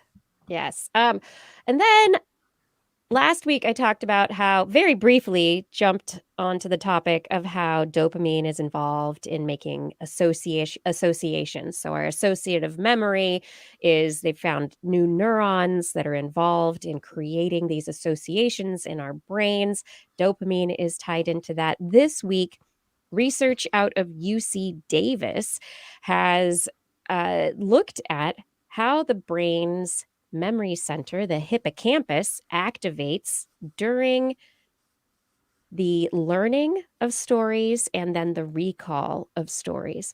And what they discovered is that, yes, indeed, the hippocampus is your brain's storyteller. It pieces together bits of information, events that are taking place in space and time with all their contexts, and links information to help you put together an entire story. The way that they determined this was looking at people under functional magnetic resonance imaging. They actually were watching the activation of the brain as they were telling people stories, and they would tell people related snippets of stories and then unrelated snippets of stories, and the people would put them together and figure things out and then have to remember them. But the way that it all worked is they would start with something, say like, Beatrice calls to ask for advice about a dilemma with her partner. Melvin gets locked out of his home in the middle of cooking a pizza. So these are two completely unrelated So Melvin's events. the partner who's then that's bitch is like, hey, how do you get into a house? My partner can't get.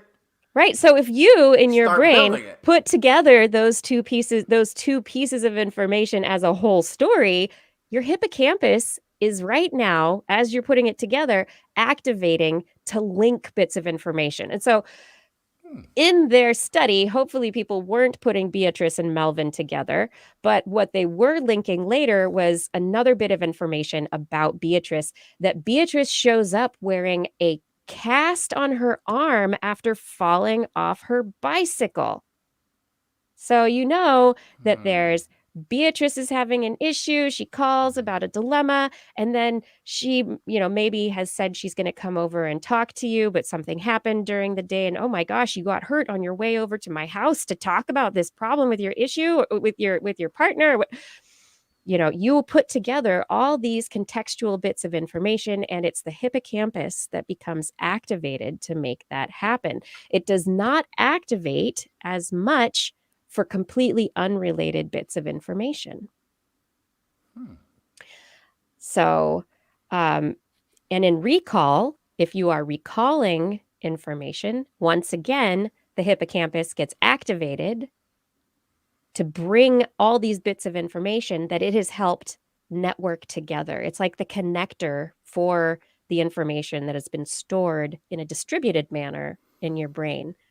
So those association neurons that were stimulated by the dopamine that we talked about last week, that have associated a smell with a certain memory or a fact, or a piece of information with something else, they're getting triggered. Those little neurons, the association neurons, are getting told by the hippocampus that they're now going to be talking with these other neurons that have another bit of association or another piece of information from a different part of the brain. So the hippocampus is really a connector and a storyteller of narratives. Without a hippocampus, you can't hold a story together. And as I was thinking about this story, it made me wonder if the aha moment where you suddenly put disparate pieces of information together in a new way, if that is in some way related to an activation of your hippocampus, allowing a new networking, a new association of different bits of information. That's cool. It's like the Sherlock Holmes connection. Yeah. Is the hippocampus, and that's what I want. I'd love to know that. And we don't have any way necessarily of knowing that at this point in time, unless we get people to have aha moments while we've got them in an fMRI machine. But I think that's possible. Yeah. Have them watch a mystery movie. Yes, a whodunit. Yeah. And when you figured it out. Yeah. I know who did it.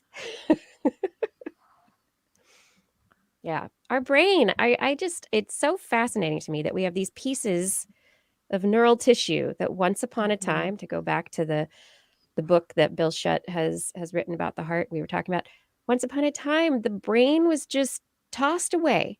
It was considered a bunch of goo. And now we're understanding that it is this very specialized organ with these specialized nuclei that process information and allow us to analyze information, to remember things, to create stories, and to live understanding metaphor, and to live as storytellers of our own lives. Our brain helps us do that. And it's just, thanks, brain. You're awesome. Yeah. Couldn't do it without you, buddy. Couldn't do it without ya. And on that note, I can't do it without you. This show. Thanks, Blair. Thanks, Justin. Thank you. I think we've made it to the end, yeah? Yeah. Another episode. Wipe my hands, get the chalk dust off of them. No, I don't have any chalk or anything. I've got lots of computer files. And I want to say thanks to all of you out there for joining us for another episode. Thank you for enjoying the science and for having the questions and for being curious and coming back week after week. Thank you to Bill Schutt for joining us to talk about his book. I put it down, Pump, The Natural History of the Heart, which is available in bookstores now. Thank you to Fada for help with social media. Thank you to Gord and Arnlor and other people who are involved in moderating our chat rooms for helping to make sure our chat rooms are safe and pleasant places to be.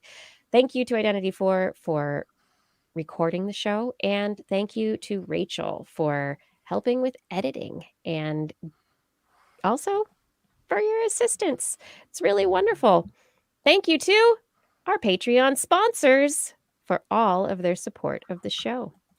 Thank you to Kent Northcote, Rick Loveman, Pierre Velazar, Ralph E. Figueroa, John Ratnaswamy, Carl Kornfeld, Karen Tazi, Woody MS, Andre Bassett, Chris Wozniak, Dave Bunn, Vegard Shefstad, Hal Schneider, Jonathan Stiles, a.k.a. Don Stylo, John Lee, Ali Coffin, Maddie Perrin, Gaurav Sharma, Shubru, Don Mundus, Stephen Alberon, Daryl Myshek, to Stu Pollock, Andrew Swanson, Fred S104, Sky Luke, Paul Ronovich, Kevin Reardon, Noodles Jack, Brian Carrington, Matt Bass, John and Nina Lamb, John McKee, Greg Riley, Mark Hessenflow, Gene Tellier, Steve Leisman, a.k.a. Zima, Ken Hayes, Howard Tan, Christopher Rappin, Dana Pearson, Richard, Brendan Minish, Johnny Gridley, Kevin Railsback, Flying Out, Christopher Dreyer, Artyom, Greg Briggs, John Atwood, Hey Arizona, Support Aaron Lieberman for Governor, Rudy Garcia, Dave Wilkinson, Rodney Lewis, Paul, Mallory Sutter, Philip Shane, Kurt Larson, Mountain Sloth, Jim Drapeau, Sarah Chavez, Sue Doster, Jason Olds, Dave Neighbor, Eric Knapp, EO, Kevin Parachan, Aaron Luthen, Steve DeBell, Bob Calder, Marjorie, Paul Disney, David Simmerly, Patrick Pecoraro, Tony Steele, Ulysses Adkins, Brian Condren,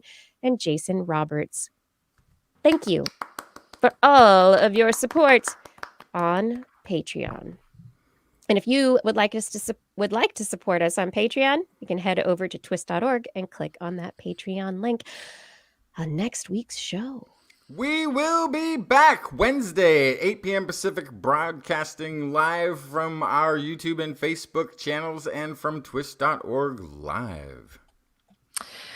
Do you want to listen to us as a podcast? Maybe while you bake a souffle? Just search for This Week in Science wherever podcasts are found. If you enjoyed the show, get your friends to subscribe as well. For more information on anything you've heard here today, show notes and links to stories will be available on our website, which is www.twist.org, and you can also sign up for a newsletter. You can also contact us directly. Email Kirsten at kirsten@thisweekinscience.com, Justin at twistminion@gmail.com, or me, Blair, at blairbaz@twist.org. Just be sure to put TWIS, TWIS, in the subject line, or your email will be spam filtered into the mouth of a T-Rex who's feeling romantic. Oh, nice. If you want to avoid romantic T-Rexes, you can just hit us up on the Twitter, where we are at Twist Science, at Dr. Kiki, at Jacksonfly, and at Blair's Menagerie. We love your feedback. If there's a topic you'd like us to cover or address, a suggestion for an interview, a haiku that comes to in the night, please let us know. We'll be back here again next week, and we hope you'll join us for more great science news. And if you've learned anything from the show, remember, it's all in your head. This Week in Science.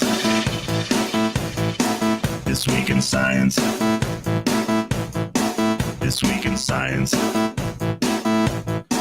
This Week in Science, it's the end of the world, so I'm setting up shop, got my banner unfurled. It says the scientist is in, I'm gonna sell my advice, show them how to stop the robots with a simple device. I'll reverse global warming with a wave of my hand, and all it'll cost you is a couple of grand. 'Cause this week's science is coming your way, so everybody listen to what I say. I use the scientific method for all that it's worth, and I'll broadcast my opinion all over the earth. 'Cause it's This Week in Science. This Week in Science. This week in science, science. This week in science, this week in science. This week in science, science. I've got one disclaimer, and it shouldn't be news. That what I say may not represent your views, but I've done the calculations and I've got a plan. If you listen to the science, you may just yet understand that we're not trying to threaten your philosophy. We're just trying to save the world from jeopardy. And this week in science is coming your way. So everybody listen to everything we say. And if you use our method instead of rolling a die, we may rid the world of toxoplasma gondii. Cause it's this week in science. This week in science. This week in science. Science. This week in science. This week in science. This week in science. Science.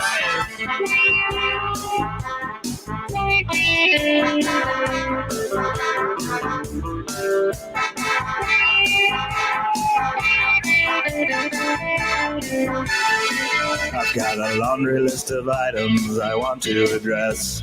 From stopping global hunger to dredging Loch Ness. I'm trying to promote more rational thought, and I'll try to answer any question you've got. So how can I ever see the changes I seek when I can only set up shop 1 hour a week? This week in science is coming your way. You better just listen to what we say, and if you've learned anything from the words that we've said, then please just remember it's all in your head. Cause it's this week in science. This week in science. This week in science. Science. This week in science. This week in science. This week in science. Science. This week in science. This week in science. This week in science. This week in science. This week in science. This week in science. This week in science. This week in science.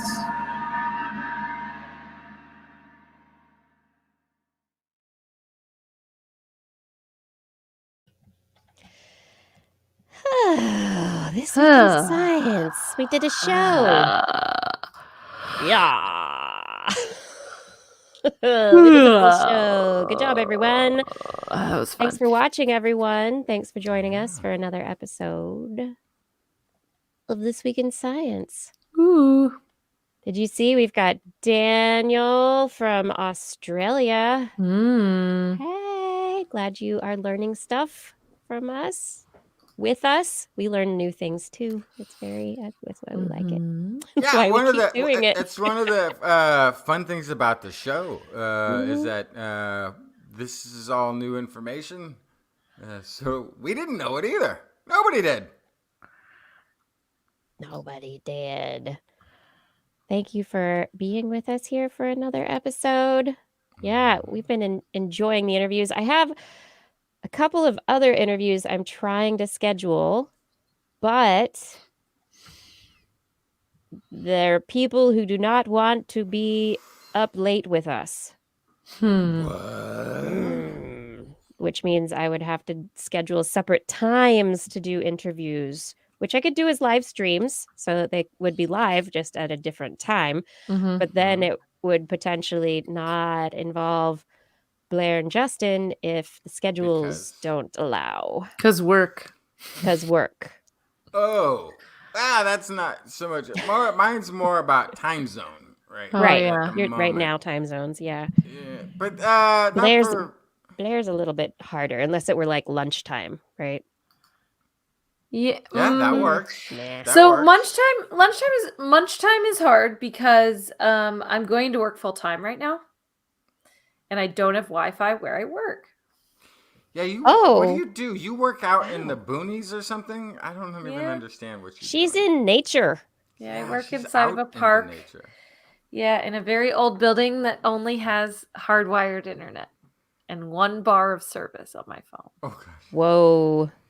That's how they keep you from surfing the web while you're on the company time. Yeah. So yeah. At It least would have to be. I mean, here's the thing. I do, starting in November, because I have no free time right now. I do have every other Friday off.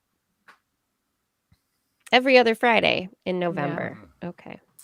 In November, December, and January, I think. Some of them I'll have like stuff planned, but if we planned ahead, I think we could potentially do something. So is this up late situation for like East Coasty people, or is this like Europey people?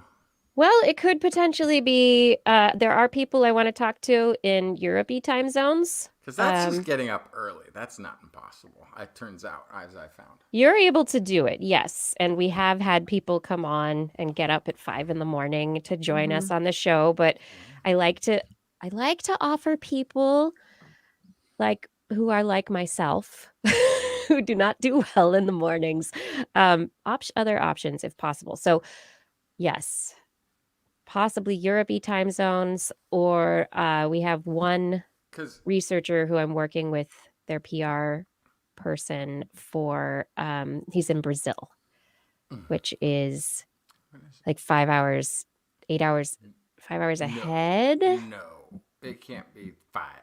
Can it? No. I thought it would be like East Coast time. It's more than East Coast time because it's further over. Yeah, so it's like 2 more hours. Oh gosh. So yeah, I didn't recently see a so it's map like 2 in the of morning. The world. So it's just a difficult time. I did recently see a map of the world that is apparently a little more accurate Good night, Fada. than the one that we normally picture is the globe. And like it like all of the continents were a little askewed. Yeah. Which would then put it's not quite. Just for a fun fact, there's a little bit of cheating that goes on when people make maps. Totally. Get everything. A lot of cheating that goes on. There's a little bit of, this looks nice like this. Yeah. What kind of map? Yeah, a projection map? Exactly. What kind of a map is it? You got to know what kind of distortion your map is dealing with. Yeah. So one thing that could happen to make that work better is if you guys waited till midnight to do the show on your end, I could sleep in a few extra hours. I wouldn't mind. And then the guest would have a more reasonable time at which to participate on the show. That makes sense. I'd be fine with that. Right. Yeah. Me starting a show at midnight, not on a school night, bucko. You'd be fine. You'd be great at it. The problem with it is it's our audience. No, the next day getting up to take my child to school would not be good at it. Small sacrifice for the show, Kiki. Really, me and Blair have done things even worse. Trust us. But the worst time when she was in Israel, was it 2-3 in the morning? No, and you act like I've never done anything.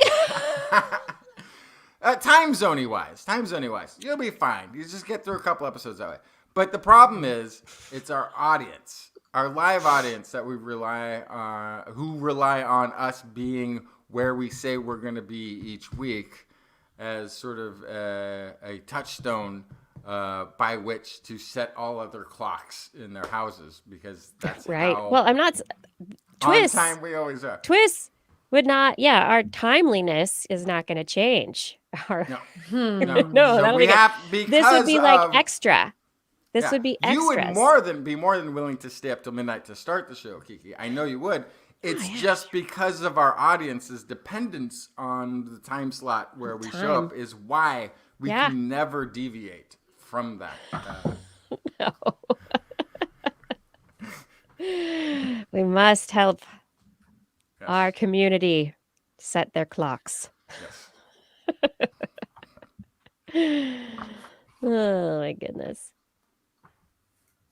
Hot Rod is saying if they have internet at your work, there's probably a modem and it probably has Wi-Fi. You just need the password. No, there's no Wi-Fi. This is a decades-old stone building in the middle of a park. There is Yeah. But Wi-Fi. nobody's assuming that the stone building had Wi-Fi built into the infrastructure. See, somebody could bring like a little device thing. Yeah. At some point. Is I'd have there to a router? hack it. If they have No, it there's hardwired no in- router. There's no They're modem? The wires go directly from the server room And is Into it the wall? government? through the walls Is it government? into my Yeah. computer. Yeah, it's government. It's So you government. can't use it then. No, I get it. no, I couldn't no, use it even if I I get could it. figure it I out. get it. Yeah, it's there. You just aren't. Okay, that makes sense. Yeah. Paul, I don't mind the show starting 1 hour earlier either, but Blair has to have time for dinner, and Justin, when he's in Denmark, does not Stop want the to get up crazy at 4 talk. in the morning. No, I'd be more than willing to. I'll get up at any time. But More again, than willing. it's the consistency to the their audience that relies on us showing up. And don't want to. You can't show up early and then they get here on time, and then half the show is gone. No, you can't do that to people. No. Otherwise, I totally would. Like that wouldn't be a problem. I got an email from Bill. He said, that was great. Yeah. Thank you all. Fun interview.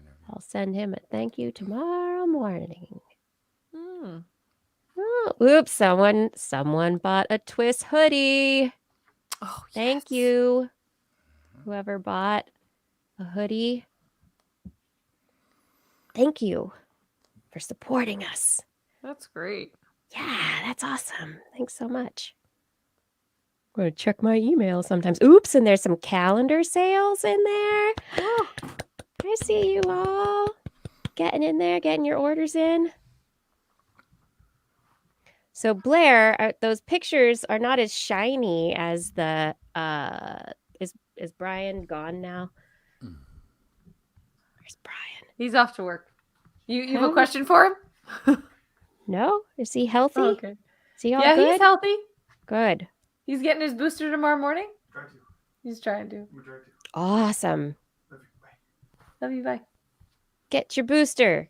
Maintain your antibodies. Yeah. Yes. Yeah. What were you gonna ask me? Oh, the they're not as shiny. Yeah, scanning them does that. Yeah. I'm wondering if there's any way that we could maintain the shininess in the images. I know not. I don't know. I only know how to scan images one way. Were you using a scanner to do the Yeah. scanning? Yeah. A flatbed scanner? Mm-hmm. Yeah. Hello, Nicholas. Thank you for joining us. It's better than expected. Thanks. I'm glad you caught the show live. That's fantastic. Better than expected. I like being better than expected. It's like, in life, when you set out with really super high expectations, you're going to be let down a lot. Have moderate expectations. Mm-hmm. You'll be pleased. More often than not. It'll be good. Yeah. All right. Do we have anything that we need to discuss? Next week might be my last show for a tiny bit. Right. Okay. Yeah. Dates. Mm-hmm. I know it's coming up. Yeah. You sent an email. I think I need to double check that. when You I go replied about to it. making- I did. Yeah. It's in my email. Yeah. So I know it's in there, so I can double check Yeah. it when I make the schedule for October. Yeah. Send out the run sheet.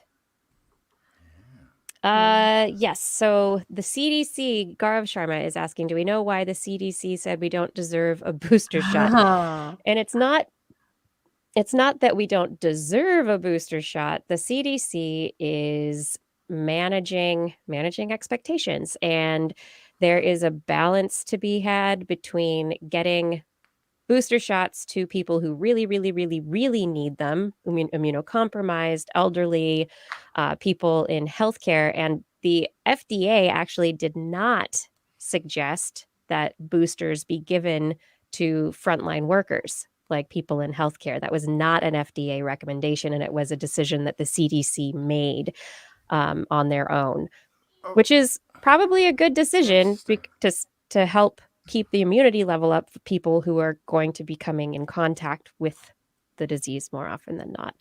But there's also, I was going to say that the second part of it, though, is that we also need to make sure we have enough vaccine for everyone still, because we are still trying to maintain, there's a population of unvaccinated people that we still need to try to get vaccinated. And as much as we're vaccinating the United States population, we also need to balance our supplies with the supplies that are available for the rest of the world.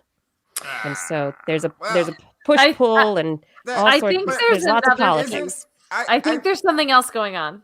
Personally, I think that there's some social science happening here related to the fact that a lot of people didn't get the Pfizer shot. And you're not supposed to get the Pfizer booster based on the current science if you received Moderna or Johnson & Johnson. They have not figured out if that's the best plan of action yet. And I know for a fact people eligible for the booster are going and getting the Pfizer booster regardless of what they got first. They're like, booster, let's get it. If you look at who got Pfizer most, it was the same people that were in the first bracket of vaccination, which are the same people who are now eligible for the booster. So I do think there's a little bit of risk management happening here, where they are also trying to make sure that the guidelines for the booster are being followed by not offering it out to everybody and mainly offering it to people who got the Pfizer vaccine to begin with. Yeah. So I don't think any of that. I think all of that's probably somewhat true. But I from my understanding, the recommendation has been you get the booster 8 months after your last shot. So the best way to roll that out is just what you said, Blair. Create the same protocols of how you rolled it out the first time. Yeah. Because that 8 months ago is when people were still starting just to get from the medical community and everything else, right? And Pfizer was the one that was available first. Secondly, the Moderna has a longer staying rate. It's effective longer anyway. So there's maybe a little less. If Moderna was much less effective long term, they might have opened it up sooner to those people than to the Pfizer folks. Because I don't think it's like trying to keep it with the same brand. I think the mixing matching thing very early on, CDC was like, yeah, go ahead. CDC was not. There was research that said that. People CDC are doing never said to mix and match. That has not been approved. Yes, okay, so CDC did not approve mix and matching. I'm not saying anything's been approved. No, but for the emergency use, it was suggested that you take what is available at the time. At the time, which would have been you take Pfizer first, and then that puts you on track to take Pfizer second. For the second. This is also very early on. This is not the recent maybe thing. But in the early on. So the CDC approved mix and match in quote-unquote exceptional situations when the dose that you received was no longer available. They did not approve it as a general practice. But nothing had been technically nothing had been approved outside of an emergency type of use anyway. So yeah, we're talking in the same do what you got to do language. All the way no, it's pretty different, but I understand what you're saying. But I still think that's very different. Yeah. Fine. And yeah, studies have backed it up too. But and that's not what I'm saying. But it had already been approved or suggested that if you needed to take a second dose in the one you took the first time, don't wait until it just shows up and becomes available again. Go ahead and take whatever's there was the suggestion. But yes, rolling it out with the same protocols does help ensure that people are keeping that 8-month window. And as luck would have it, Moderna tended to roll out later, also has the longer staying power. So we also have more time if they need to come up with a Moderna booster shot to develop that as well. Here's So, the problem, Justin. The official language is now 6 months. Yeah. So that's the other problem, is Oh. that all of the vaccines were out 6 months ago. yeah. Yeah. Yep. So, Well, but again, all of them were, but the Moderna has the longer staying power anyway. And Moderna's not So it hasn't been authorized for boosters yet. It hasn't been authorized. Johnson & Johnson hasn't been But here's the- authorized for here's the boosters thing. yet. I don't care about these That people. happened. I don't care about any of these people. This is not who I care about getting the next thing of virus. We need the kids, the children under 12 to develop that one. That's going to be the important one. they're working on it.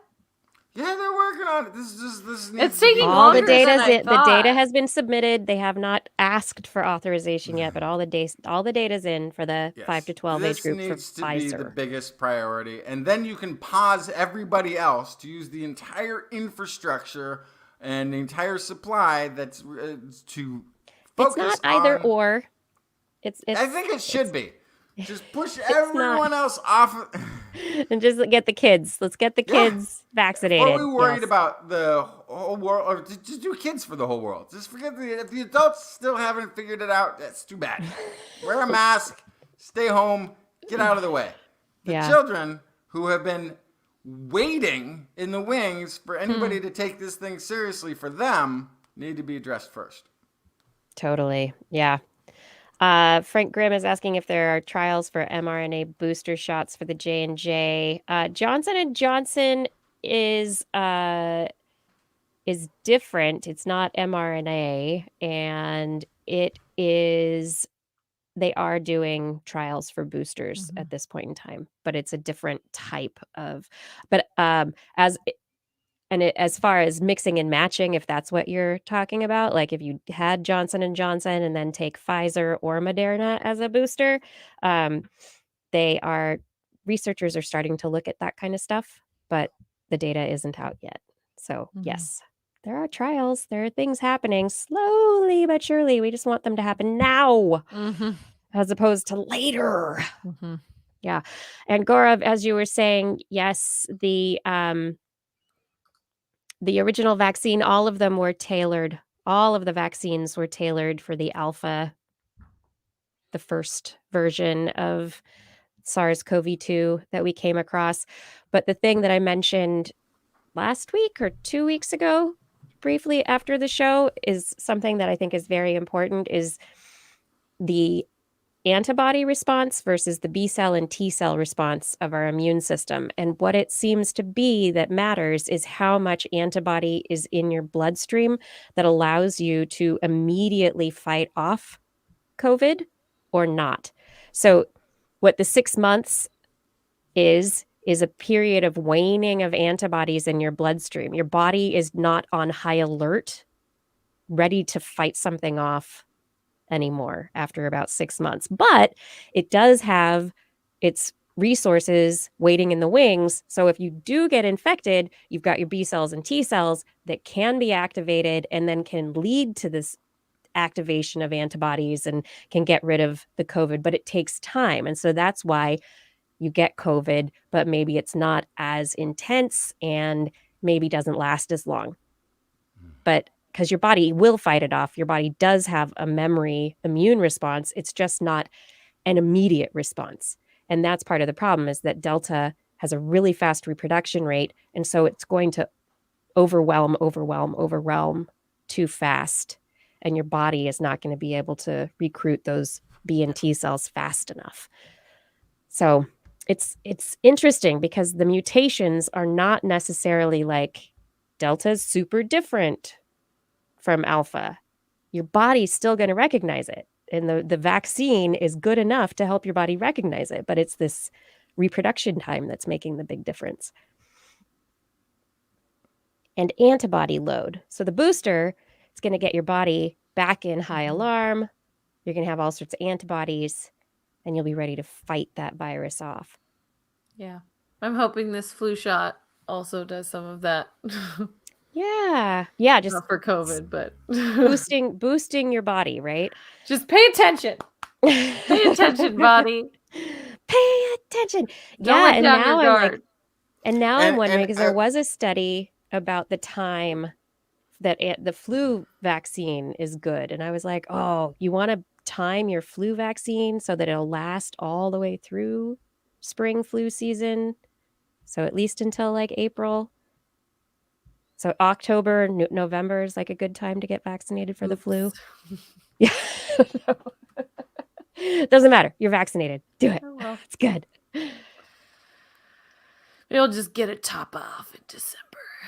Yeah. That's fine, Yeah. right? No, it's Just fine. Get It's another one. fine.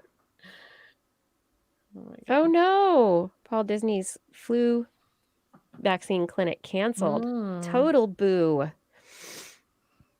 Lack of staff canceled is due starting to to- lack of staff. Yeah, that's a huge issue. Yeah. And Gaurav, you're so right. The caseload in the U.S. is higher right now than it was this time last year. So it's Because for kids whatever are in it's school worth. and we're just ignoring it. Yeah, I know.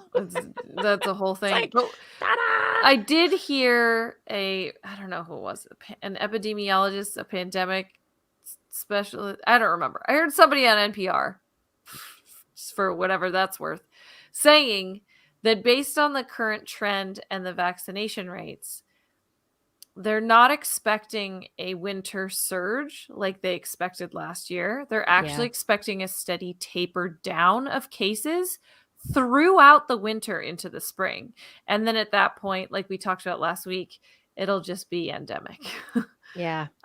Which it's not what I wanted for this pandemic, but I guess I'll take it. Yeah, right? I guess I'll take that. Yeah, I think the big, at least for the United States for sure, I mean, if we can get kids vaccinated, that's going to Mhm. really affect the probability of transmission, of mutation, of all that kind of stuff. And and we're talking about the bulk of people in hospitals are unvaccinated. Mhm. That's kids Yep. too. Yeah, no, that's definitely when I talked to Brian about his night. Yeah. It's pretty much the same story every time. Like, oh, we had a couple people come in who had COVID and were vaccinated, and it turns out they were there because of anxiety. So Ah, yeah, What? and then so people get freaked out, they get their they positive get a COVID test, cold. and then Oh. no, they Oh. they get told they have exposure. They get Oh. they get tested at suggestion of whoever, right? They get a positive test result, and then they suddenly can't breathe. And so I'm sorry, I shouldn't laugh. Anxiety is a real big deal. Yeah, that's a thing. But clogging up ERs with people who are actually really sick is also bad. So take some deep breaths. It's okay. So there's that. But then also, unvaccinated people actually with full-blown COVID. So Yeah. that's who's in hospitals right now. But I do hope, I hope many experts have been right on with their Mhm. estimates of how Caseloads and this stuff. Yeah. caseloads and how things are going to progress. And yeah, my fingers are crossed that taper, even though we're very high caseloads right now, what that means is more people are gaining immunity one way or another. Hopefully we can continue to vaccinate people and get further immunity. And then by next spring, we'll be waiting for our fall flu COVID dual booster shot, right? Both of them at the same time. Nicholas in the chat room says it still blows me away that there's so much pushback to the vaccine with all the data on hospitalization. So and I literally blame mainstream misinformation campaigns. And I think those people should be who are intentionally putting out bad information, despite they themselves living in a vaccinated bubble, should be prosecuted for mass deaths that they are responsible for. Because people did not generate this vaccine hesitancy in a bubble. They were intentionally misinformed for whatever ratings or political gains people thought that they were going to achieve. These are people who've been vaccinated for everything else, got their children's vaccinated for everything else, and then politics, ratings, whatever the interests that may be, should be prosecuted for intentionally misinforming so many people to the point where they died. And I think if you went on the air every night, if we came on this show every night and told people to drink a toxic substance, whatever that toxic substance might be, for whatever benefit, this will make you smarter if you ingest this poison. And we did that every night. Somebody should prosecute us for doing so. After all the data comes, it's not something we would do. We would not ingest this, right? The people who have been reporting these things about, who have been downplaying vaccinations, have been vaccinated. They work in workplaces that are vaccinated. They have all of the mask mandates in-house in their organizations, while telling people it shouldn't be done for themselves personally. That's calls to action that lead to death, which is something that I thought in broadcasting was illegal. Yep. And in politics, when you're supposed to be the steward of public health, ignoring all of the information from public health should also be a crime, I think. Anyway, I really do think that we are. It's not. I have a hard time blaming the people who are making bad choices, Right. because I know Because they they're have being been given manipulated. bad information and they have been manipulated, and Yep. I can be manipulated. I know this for a fact. If I walk into a sales floor for anything, I end up buying the thing that they tell me is the best thing that I want. It makes me want it. I Like, get okay, it. I'll get it.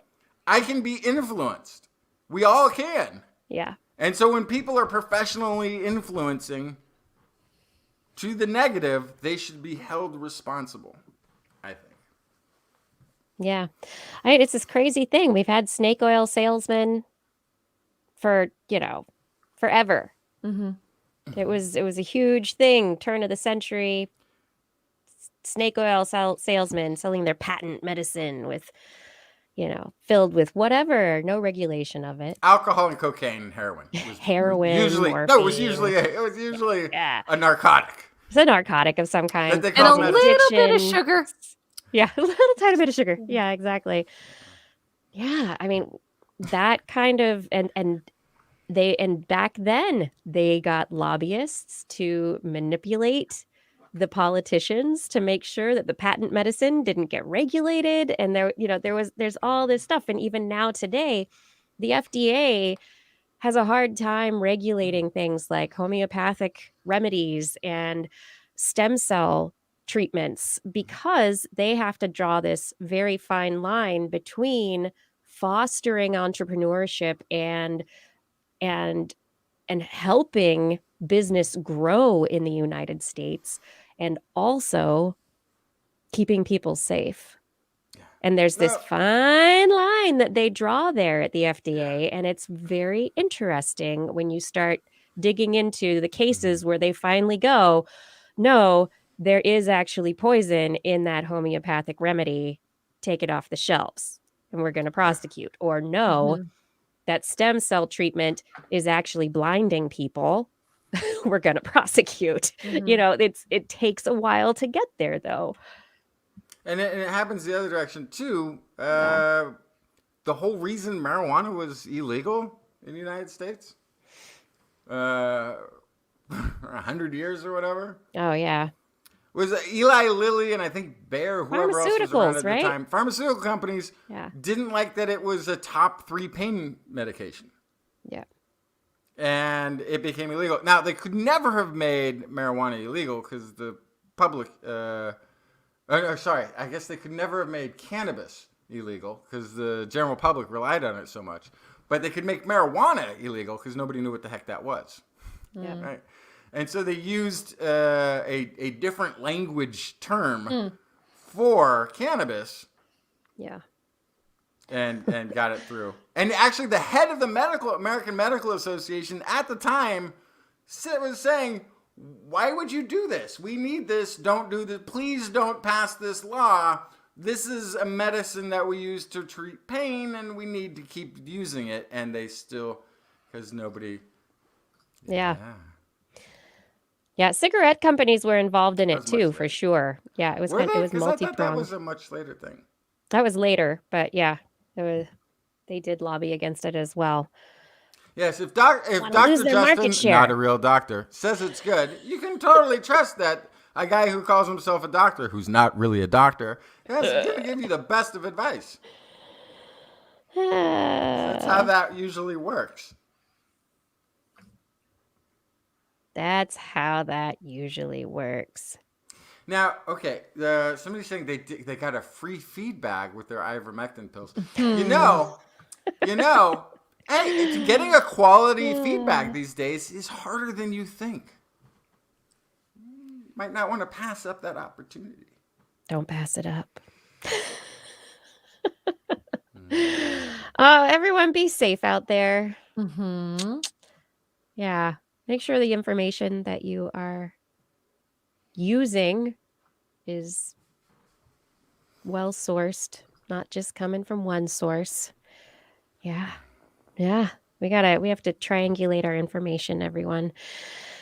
It's how we make it through. And by triangulate, I don't mean like going to Brett Weinstein and Joe Rogan and I don't know who another one is. I mean, like actually finding good resources. Good resources.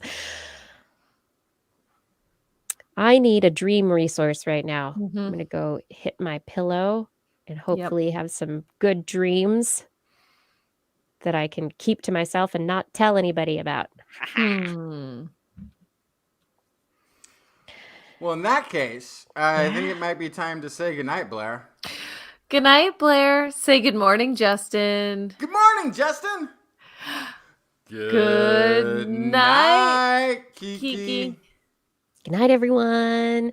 Thank you for another awesome episode. It's so great to have both of you here, to have this amazing audience here. Thank you all of you for joining us for the show tonight. And we hope that we see you again next Wednesday. We'll be back. It's October. Oh my goodness. Can't believe it's already October. Make sure you head over to twist.org and grab one of those calendars. You click this little button, and then that means we really will see you next week. Stay safe, stay well, stay curious.